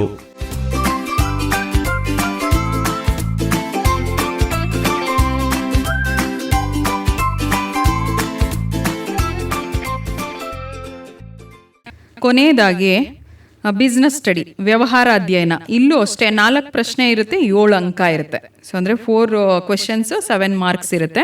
ಸೊ ಅದರಲ್ಲಿ ಬ್ಯಾಂಕ್ ವ್ಯವಹಾರಗಳು, ಬ್ಯಾಂಕ್ ಟ್ರಾನ್ಸಾಕ್ಷನ್ಸ್ ಅಂತ ಇದೆ. ಸೊ ಇದಕ್ಕೆ ಒಟ್ಟು ನಮಗೆ ಟೋಟಲ್ 4 ಮಾರ್ಕ್ಸನ್ನು ನಿಗದಿಗೊಳಿಸಿದ್ದಾರೆ. ಸೊ ಅದರಲ್ಲಿ ನಮಗೆ ಗೊತ್ತು 3 ಮಾರ್ಕ್ಸು ಕ್ವಶನ್ನು ಮತ್ತು 1 ಮಾರ್ಕ್ ಕ್ವಶನ್ಸು ಬರೋದಕ್ಕೆ ಇಲ್ಲಿ ಹೆಚ್ಚು ಸಾಧ್ಯತೆ ಇದೆ. ತುಂಬ ರಿಪೀಟೆಡ್ ಕ್ವಶನ್ಸ್ ಇದೆ ಬ್ಯಾಂಕು ವ್ಯವಹಾರಗಳಲ್ಲಿ. ಏನಪ್ಪ ಅಂತಂದರೆ ಬ್ಯಾಂಕುಗಳ ಕಾರ್ಯಗಳು, ನಮಗೆ ಕೆಲವು ಕಾಮನ್ ಪಾಯಿಂಟ್ಸನ್ನು ಮಾಡ್ಕೋಬೋದು. ಬ್ಯಾಂಕುಗಳ ಕಾರ್ಯಗಳು, ಬ್ಯಾಂಕ್ ಖಾತೆಯನ್ನು ತೆಗೆಯುವುದರಿಂದ ಆಗುವ ಅನುಕೂಲಗಳೇನು, ಬ್ಯಾಂಕ್ ಖಾತೆಯನ್ನು ತೆಗೆಯುವುದರಿಂದ ಏನು ಉಪಯೋಗ ಇದೆ, ಈ ಥರದ ಎಲ್ಲ ಪ್ರಶ್ನೆಗಳಿಗೂ ಒಂದೇ ಥರದ ಒಂದು ಉತ್ತರವನ್ನು ಇಲ್ಲಿ ಬರೆಯೋದಕ್ಕೆ ಸಾಧ್ಯತೆ ಇದೆ. ಫಂಕ್ಷನ್ಸ್ ಆಫ್ ಬ್ಯಾಂಕ್ ಅಂದ ತಕ್ಷಣ ನಾವು ದಿನನಿತ್ಯ ಬಳಕೆಯಲ್ಲಿ ಏನು ಮಾಡ್ತೀವೋ ಅದನ್ನೇ ಬರೆದ್ರೂ ನಮಗೆ ಇಲ್ಲಿ 3 ಅಂಕ ಗಳಿಸುವಂಥ ಸಾಧ್ಯತೆ ಇದೆ. ಹಾಗೆ 1 ಮಾರ್ಕ್ ಕ್ವಶನ್ಸ್ಗೂ ಇಲ್ಲಿ ಆದ್ಯತೆಯನ್ನು ಕೊಡಬೇಕು. ಇಲ್ಲಿ ಚಾಯ್ಸ್ ಇದೆ ಯಾವ್ಯಾವ ಪಾಠಕ್ಕೆ. ಬ್ಯಾಂಕ್ ಟ್ರಾನ್ಸಾಕ್ಷನ್ಸ್, ಬ್ಯಾಂಕು ವ್ಯವಹಾರಗಳಿಗೂ ಮತ್ತು ಎಂಟರ್ಪ್ರೈನರ್ಶಿಪ್, ಉದ್ಯಮಶೀಲತೆ ಚಾಪ್ಟರ್ಗೂ ಇಲ್ಲಿ ಚಾಯ್ಸ್ ಇರೋದ್ರಿಂದ ಸೊ ಬ್ಯಾಂಕ್ ವ್ಯವಹಾರಗಳಲ್ಲೂ ನಾವು ಒಂದು 5 ಕ್ವಶನ್ ಫೋಕಸ್ ಮಾಡಿದ್ರೆ ಸಾಕು ಅನ್ಸುತ್ತೆ. ಏನಪ್ಪಾ ಅಂದ್ರೆ, ಬ್ಯಾಂಕು ವ್ಯವಹಾರಗಳಲ್ಲಿ ಎಲ್ಲವೂ ಈಸಿ ಇರೋದ್ರಿಂದ ಯಾವುದೇ ಪ್ರಶ್ನೆ ಬಿಡಬಾರ್ದು, ಎಲ್ಲಾನು ಕಲ್ತು ಬಿಟ್ರೆ ಇನ್ನೊಂದು ಅಧ್ಯಾಯದಲ್ಲಿ ನಾವು ಚಾಯ್ಸ್ ಕಲಿದೇ ಇದ್ರೂ ಮೇಂಟೈನ್ ಆಗುತ್ತೆ, ನಡೆಯುತ್ತೆ. ಈಗ ಉದ್ಯಮಶೀಲತೆಯಲ್ಲಿ ಈಸಿ ಇರೋ 1-2-3 ಪ್ರಶ್ನೆ ಕಲ್ತ್ರೂ ಸಾಕು ಆಗ. ಹೌದು ಖಂಡಿತ. ಸೊ ಇಲ್ಲಿ ಕ್ವಶನ್ಸ್ ಅನ್ನ ನೋಡೋದಾದ್ರೆ ಬ್ಯಾಂಕ್ ವ್ಯವಹಾರಗಳಲ್ಲಿ, ಸೊ ಇಲ್ಲಿ ಕ್ಯಾರೆಕ್ಟರಿಸ್ಟಿಕ್ಸ್ ಆಫ್ ಬ್ಯಾಂಕ್ಸ್, ಫಂಕ್ಷನ್ಸ್, ಕಾರ್ಯಗಳು, ಸೊ ಈ ತರದ್ದು ಕಾಮನ್ ಆಗಿ ಬರೀಬೋದಲ್ವಾ ಸರ್? ಅನುಕೂಲಗಳು, ಇದು ಬ್ಯಾಂಕುಗಳ ವಿಧಗಳು, types of banks, types of bank accounts, account open ಮಾಡ್ಬೇಕಾದ್ರೆ ನಾವು ಏನೇನು ಕ್ರಮನ ಅನುಸರಿಸಬೇಕು ಅನ್ನೋದು, steps of opening A bank account. So ಈ ತರದ ಒಂದು ಪ್ರಶ್ನೆಗಳನ್ನ ಇಲ್ಲಿ ನಾವು ನೋಡ್ಬೋದು. ಇನ್ನು ಗ್ರಾಹಕ ಶಿಕ್ಷಣ ಮತ್ತು ರಕ್ಷಣೆ ಅನ್ನೋದ್ರಲ್ಲಿ 2 ಅಂಕ. ಈ ಭಾಗದಿಂದ, ಈ ಅಧ್ಯಾಯದಿಂದ 2 ಅಂಕದ ಪ್ರಶ್ನೆ ಕಡ್ಡಾಯವಾಗಿ ಬರುತ್ತೆ. ಅಲ್ಲಿ ಯಾವ್ದು ಬರ್ಬೋದು ಸರ್? ಅಲ್ಲಿ ಆಬ್ಜೆಕ್ಟಿವ್ಸ್ ಕೇಳ್ಬೋದು. ಏನು ಆಬ್ಜೆಕ್ಟಿವ್ಸ್ಗಿಂತ ಗ್ರಾಹಕ ಸಂರಕ್ಷಣಾ ಕಾಯ್ದೆಯ ಉದ್ದೇಶಗಳು ಒಂದು ಕೇಳ್ತಾರೆ. ಗ್ರಾಹಕರ ಹಕ್ಕುಗಳು, ಗ್ರಾಹಕ ಸಂರಕ್ಷಣಾ ಆಯೋಗಗಳು ಬರ್ತಾವಲ್ಲ, 3 ರೀತಿಯ ವೇದಿಕೆಗಳು, ಅದು ಮತ್ತು 3 ಹಂತದ್ದು ಅಂಶಗಳನ್ನು ಎರಡೆರಡಾದ್ರೂ ಕಲ್ತಿದ್ರೆ ಒಳ್ಳೆಯದು. ಏಕೆಂದರೆ 3 ಆಯೋಗಗಳಲ್ಲಿ ಸೊ ಈ ಯಾವ ರೀತಿಯ ಪಾಯಿಂಟ್ಸ್ ಇದೆ ಅಂದರೆ ಅದರ ಒಂದು ಮೇನ್ ಫಂಕ್ಷನ್ ಏನಿದೆ ಅದನ್ನು ಕಲ್ತ್ಕೊಂಡ್ರೆ ಇಲ್ಲಿ ಸಾಕಾಗುತ್ತೆ. ಮತ್ತು ಇದಕ್ಕೆ ಆಪ್ಷನ್ ಬರದೇ ಇರೋದ್ರಿಂದ 2 ಅಂಕದ ಪ್ರಶ್ನೆ ಗ್ರಾಹಕರ ಶಿಕ್ಷಣ ಮತ್ತು ರಕ್ಷಣೆಯಲ್ಲಿ ಕಡ್ಡಾಯವಾಗಿ ಇಲ್ಲಿ ಇನ್ನೊಂದು ಕ್ವಶನ್ ಇಂಪಾರ್ಟೆಂಟ್ ಅನ್ಸುತ್ತೆ sir. What is the information required in a complaint file in the consumer court ಅಂತ. ಅಲ್ಲ ಅಂದ್ರೆ ರೀಡ್ ಇಟ್ ಗ್ರಾಹಕ ವೇದಿಕೆಗೆ ಅಥವಾ ಆಯೋಗಕ್ಕೆ ದೂರು ಸಲ್ಲಿಸಬೇಕಾದ್ರೆ ಏನೇನು ಕ್ರಮಗಳನ್ನ ಅನುಸರಿಸಬೇಕು ಅನ್ನೋದು. ಇನ್ನೊಂದು ಪ್ರಶ್ನೆ, ಮಾರ್ಚ್ 15 ನಾವು ಗ್ರಾಹಕರ ದಿನ ಅಂತ ಆಚರಣೆ ಮಾಡ್ತೀವಿ, ಏಕೆ? ಇದು 2 ಅಂಕದ ಪ್ರಶ್ನೆ ಆಗುತ್ತೆ. ಹೌದು ಖಂಡಿತ ಸುಮಾರು ಸಲ ಬಂದಿದೆ ಆ ಕ್ವಶನ್ ಕೂಡ. ಸೊ ಇಂಟರ್ನ್ಯಾಷನಲ್ ಕನ್ಸ್ಯೂಮರ್ ಡೇ ಅಂತ ಮಾರ್ಚ್ 15 ಯಾಕೆ ಆಚರಿಸ್ತಾರೆ ಅಂತ ಈ 4 ಪ್ರಶ್ನೆಗಳು ಕಲ್ತ್ರೆ 2 ಅಂಕ ನಾವು ತಗೊಂಡಾಗುತ್ತೆ. ಹಾಗಾಗಿ ನಾವುಗಳು ಟೀಚರ್ಸು ಈ ಒಂದು ವ್ಯವಹಾರ ಅಧ್ಯಯನ ಹಾಗೇನೆ ಅರ್ಥಶಾಸ್ತ್ರ, ಸಮಾಜಶಾಸ್ತ್ರ ಇವು 3 ಭಾಗಕ್ಕೆ ಹೆಚ್ಚು ಒತ್ತನ್ನು ನೀಡೋಣ. ಮತ್ತೆ ಮೇಡಮ್, ಈಗ ಸಾಕಷ್ಟು ವಿಚಾರಗಳಿವೆ, ಇನ್ನೂ ಹೇಳ್ಬೇಕು ಅಂದ್ರೆ ತುಂಬಾ ವಿಷಯಗಳಿದೆ ಸರ್, ತುಂಬಾ ವಿಷಯಗಳಿದೆ. ಇಲ್ಲಿ ಇನ್ನೊಂದು ನನಗೆ ಡೌಟ್ ಅಂತ ಅನ್ಸುತ್ತೆ ಸರ್. ಈವನ್ ಟೀಚರ್ಸು ಕೂಡ ಕೆಲವರು ಕೇಳ್ತಾ ಇದ್ರು. ಸೊ ಏನು ಡಿಫ್ರೆನ್ಸ್, ಇಂಟರ್ನಲ್ ಚಾಯ್ಸು ಅಂತ ಇದೆ, ಆಂತರಿಕ ಆಯ್ಕೆ ಅಂತ ಕೊಟ್ಟಿದ್ದಾರೆ. ಸೊ ಏನದು ಆಂತರಿಕ ಆಯ್ಕೆ, ಇಂಟರ್ನಲ್ ಚಾಯ್ಸ್ ಅಂದ್ರೆ 2 ಅಧ್ಯಾಯದಲ್ಲಿ 1 ಅಧ್ಯಾಯ ನಾನು ಕಲ್ತಿಲ್ಲ ಸರಿಯಾಗಿ ಅಂದ್ರು, 1 ಅಧ್ಯಾಯದಲ್ಲಿ ಬಂದಿರೋ ಪ್ರಶ್ನೆಗೆ ಒಂದ್ಸಾರಿ ಉತ್ತರನ ನೀಟಾಗಿ ಅವನು ಆಯ್ಕೆ ಮಾಡ್ಬೇಕಾದ್ರೆ 2 ಅಧ್ಯಾಯದ ಪ್ರಶ್ನೆಗಳನ್ನು ನೋಡ್ಬೇಕು, 2 ಆಯ್ಕೆ ಪ್ರಶ್ನೆಗಳನ್ನ. ಅವನಿಗೆ ಹೆಚ್ಚು ವಾಕ್ಯಗಳು ಸಿಗೋ ಅಂದ್ರೆ ಉತ್ತರ ಸಿಗೋ ಅಂತ ಪ್ರಶ್ನೆಗೆ ಆಯ್ಕೆ ಮಾಡ್ಕೊಂಡು ಬರೆಯೋದು ಒಳ್ಳೇದು. 2 ಬರಿಬಾರ್ದು ಅವನು ಅಲ್ವಾ? ಮೊದಲು ಯಾವ್ದು ಬರ್ದಿರ್ತಾರೆ ಅದನ್ನ ಕನ್ಸಿಡರ್ ಮಾಡ್ತಾರೆ ಮಕ್ಕಳ. ಇದನ್ನ ತಿಳ್ಕೊಳ್ಳಿ, ನಿಮ್ಗೆ 2 ಗೊತ್ತು ಅಂದ್ಬಿಟ್ಟು 2 ಬರೆದ್ರೆ ಮೊದಲನೇದು 4 ಅಂಕದ ಪ್ರಶ್ನೆಗೆ 6 ಅಂಶ ಬರ್ದಿರ್ತೀರಿ, ಇನ್ನೊಂದಕ್ಕೆ 2ನೇದು ಸಾರಿ ಬರೆಯೋದಕ್ಕೆ 8 ಬರ್ದಿರ್ತಾರೆ. ನಾವು 2 ಸಾರಿ ತಗೊಳ್ಳಲ್ಲ ವ್ಯಾಲ್ಯೂಯೇಷನ್ ಮಾಡುವಾಗ. ಮೊದಲು ನಮ್ಗೆ ಯಾವ್ದು ಸಿಗುತ್ತೆ ಕ್ರಮ ಸಂಖ್ಯೆ ಮೇಲಿಂದ ಬರುವಾಗ ಅದನ್ನ ಮಾತ್ರ ಕನ್ಸಿಡರ್ ಮಾಡೋದ್ರಿಂದ, ಅಂದ್ರೆ 3, 4 ಇರುತ್ತೆ, ನೀವು 4 ಫಸ್ಟ್ ಬರೆದ್ರಿ, 6 ವಾಕ್ಯ ಬರೆದ್ರಿ, ಅದ್ರ ಕೆಳಗಡೆ 8 ವಾಕ್ಯ ಬರೆದ್ರಿ, ಆಗ ನಾವು 6 ವಾಕ್ಯದ ಕನ್ಸಿಡರ್ ಮಾಡ್ತೀವಿ, 8 ವಾಕ್ಯದ ಕನ್ಸಿಡರ್, ಯಾಕಂದ್ರೆ ಫಸ್ಟ್ ಬರ್ದಿರೋದು ಅದು. ಬಹುಶಃ ಇದನ್ನ ಔಟ್ ಆಫ್ ಸ್ಕೋರ್ ಮಾಡ್ತಾರಲ್ಲ ಆ ಮಕ್ಕಳು ಹೆಚ್ಚು ಗಮನಿಸ್ಕೋಬೇಕಾಗಿರುತ್ತೆ ಈ ತರದ ಒಂದು ಇನ್ಸ್ಟ್ರಕ್ಷನ್ಸ್ ಅನ್ನ ಅಂತ ಅನ್ಕೊಳ್ತೀನಿ. ಆಮೇಲೆ ಇತ್ತೀಚೆಗೆ ಇನ್ನೊಂದು ಸ್ಟಾರ್ಟ್ ಮಾಡಿದ್ದಾರೆ, ನಾವು ವ್ಯಾಲ್ಯೂಯೇಷನ್ ಮಾಡಿದಾಗ ನೋಡಿದೆ, MCQ ಕ್ವಶನ್ಗಳನ್ನ 1ನೇದಕ್ಕೆ ಮೊದಲೊಂದು ಸಾರಿ ಉತ್ತರ ಬರೆಯೋದು, A ಬರೆಯೋದು, ಇನ್ನೊಂದು ಸಾರಿ ಬರೆದ್ಬಿಟ್ಟು B ಬರೆಯೋದು. ಆಗ್ಲೂ ಅಷ್ಟೇ ಮಕ್ಕಳ, ನೀವು ತುಂಬಾ ಬುದ್ಧಿವಂತರು ಅನ್ಕೊಂಡಿದ್ದೀರಿ, ಆದರೆ ಇರೋ ನಿಯಮನ ನಾವು ಪಾಲಿಸ್ತೀವಿ. ಮೊದಲು ಯಾವ್ದು ಬರ್ದಿರ್ತೀರೋ ಅದನ್ನ ಮಾತ್ರ ಪಾಲಿಸ್ತೀವಿ. ಹಾಗಾಗಿ 1 ಬಾರಿ ಬರೆದ್ರೆ ಸಾಕು. ಬಹುಶಃ ಹೆಚ್ಚು ಸ್ಕೋರ್ ಮಾಡಬೇಕು ಅನ್ಕೊಳ್ಳೋರು ಇದ್ರ ಬಗ್ಗೆ ಹೆಚ್ಚು ಗಮನವನ್ನ ಕೊಡಿ ಅಂತ ಹೇಳ್ತಾ, ಸೊ ಇಲ್ಲಿಗೆ ಈ ದಿನದ ಒಂದು ಕಾರ್ಯಕ್ರಮವನ್ನ ಮುಕ್ತಾಯಗೊಳಿಸ್ತೀವಿ. Thank you. ಇದುವರೆಗೂ ಸಮಾಜ ವಿಜ್ಞಾನ ಈ ವಿಷಯದಲ್ಲಿ SSLC ಪರೀಕ್ಷೆಯ ಅಂಕಗಳನ್ನು ಉತ್ತಮಪಡಿಸಿಕೊಳ್ಳುವುದು ಹೇಗೆ ಎನ್ನುವುದನ್ನು ಸಂಪೂರ್ಣವಾಗಿ ತಿಳಿಸಿಕೊಟ್ಟಂತಹ 2 ಸಂಪನ್ಮೂಲ ವ್ಯಕ್ತಿಗಳಾದ ಶ್ರೀ ಬಸವರಾಜು, ಸಮಾಜ ವಿಜ್ಞಾನ ಶಿಕ್ಷಕರು, KPS ಕುವೆಂಪು ನಗರ, ಹಾಗೂ ಶ್ರೀಮತಿ ಶೋಭಾ, ಸಮಾಜ ವಿಜ್ಞಾನ ಶಿಕ್ಷಕರು, GHS ಕನಕಗಿರಿ, ಇವರಿಗೆ ಕ್ಷೇತ್ರ ಶಿಕ್ಷಣಾಧಿಕಾರಿಗಳ ಇಲಾಖೆ ಹಾಗೂ ಜ್ಞಾನಧ್ವನಿ 90.8 FM ನ ಪರವಾಗಿ ತುಂಬು ಹೃದಯದ ಧನ್ಯವಾದಗಳನ್ನು ತಿಳಿಸ್ತಾ ಇದ್ದೇನೆ. Thank you.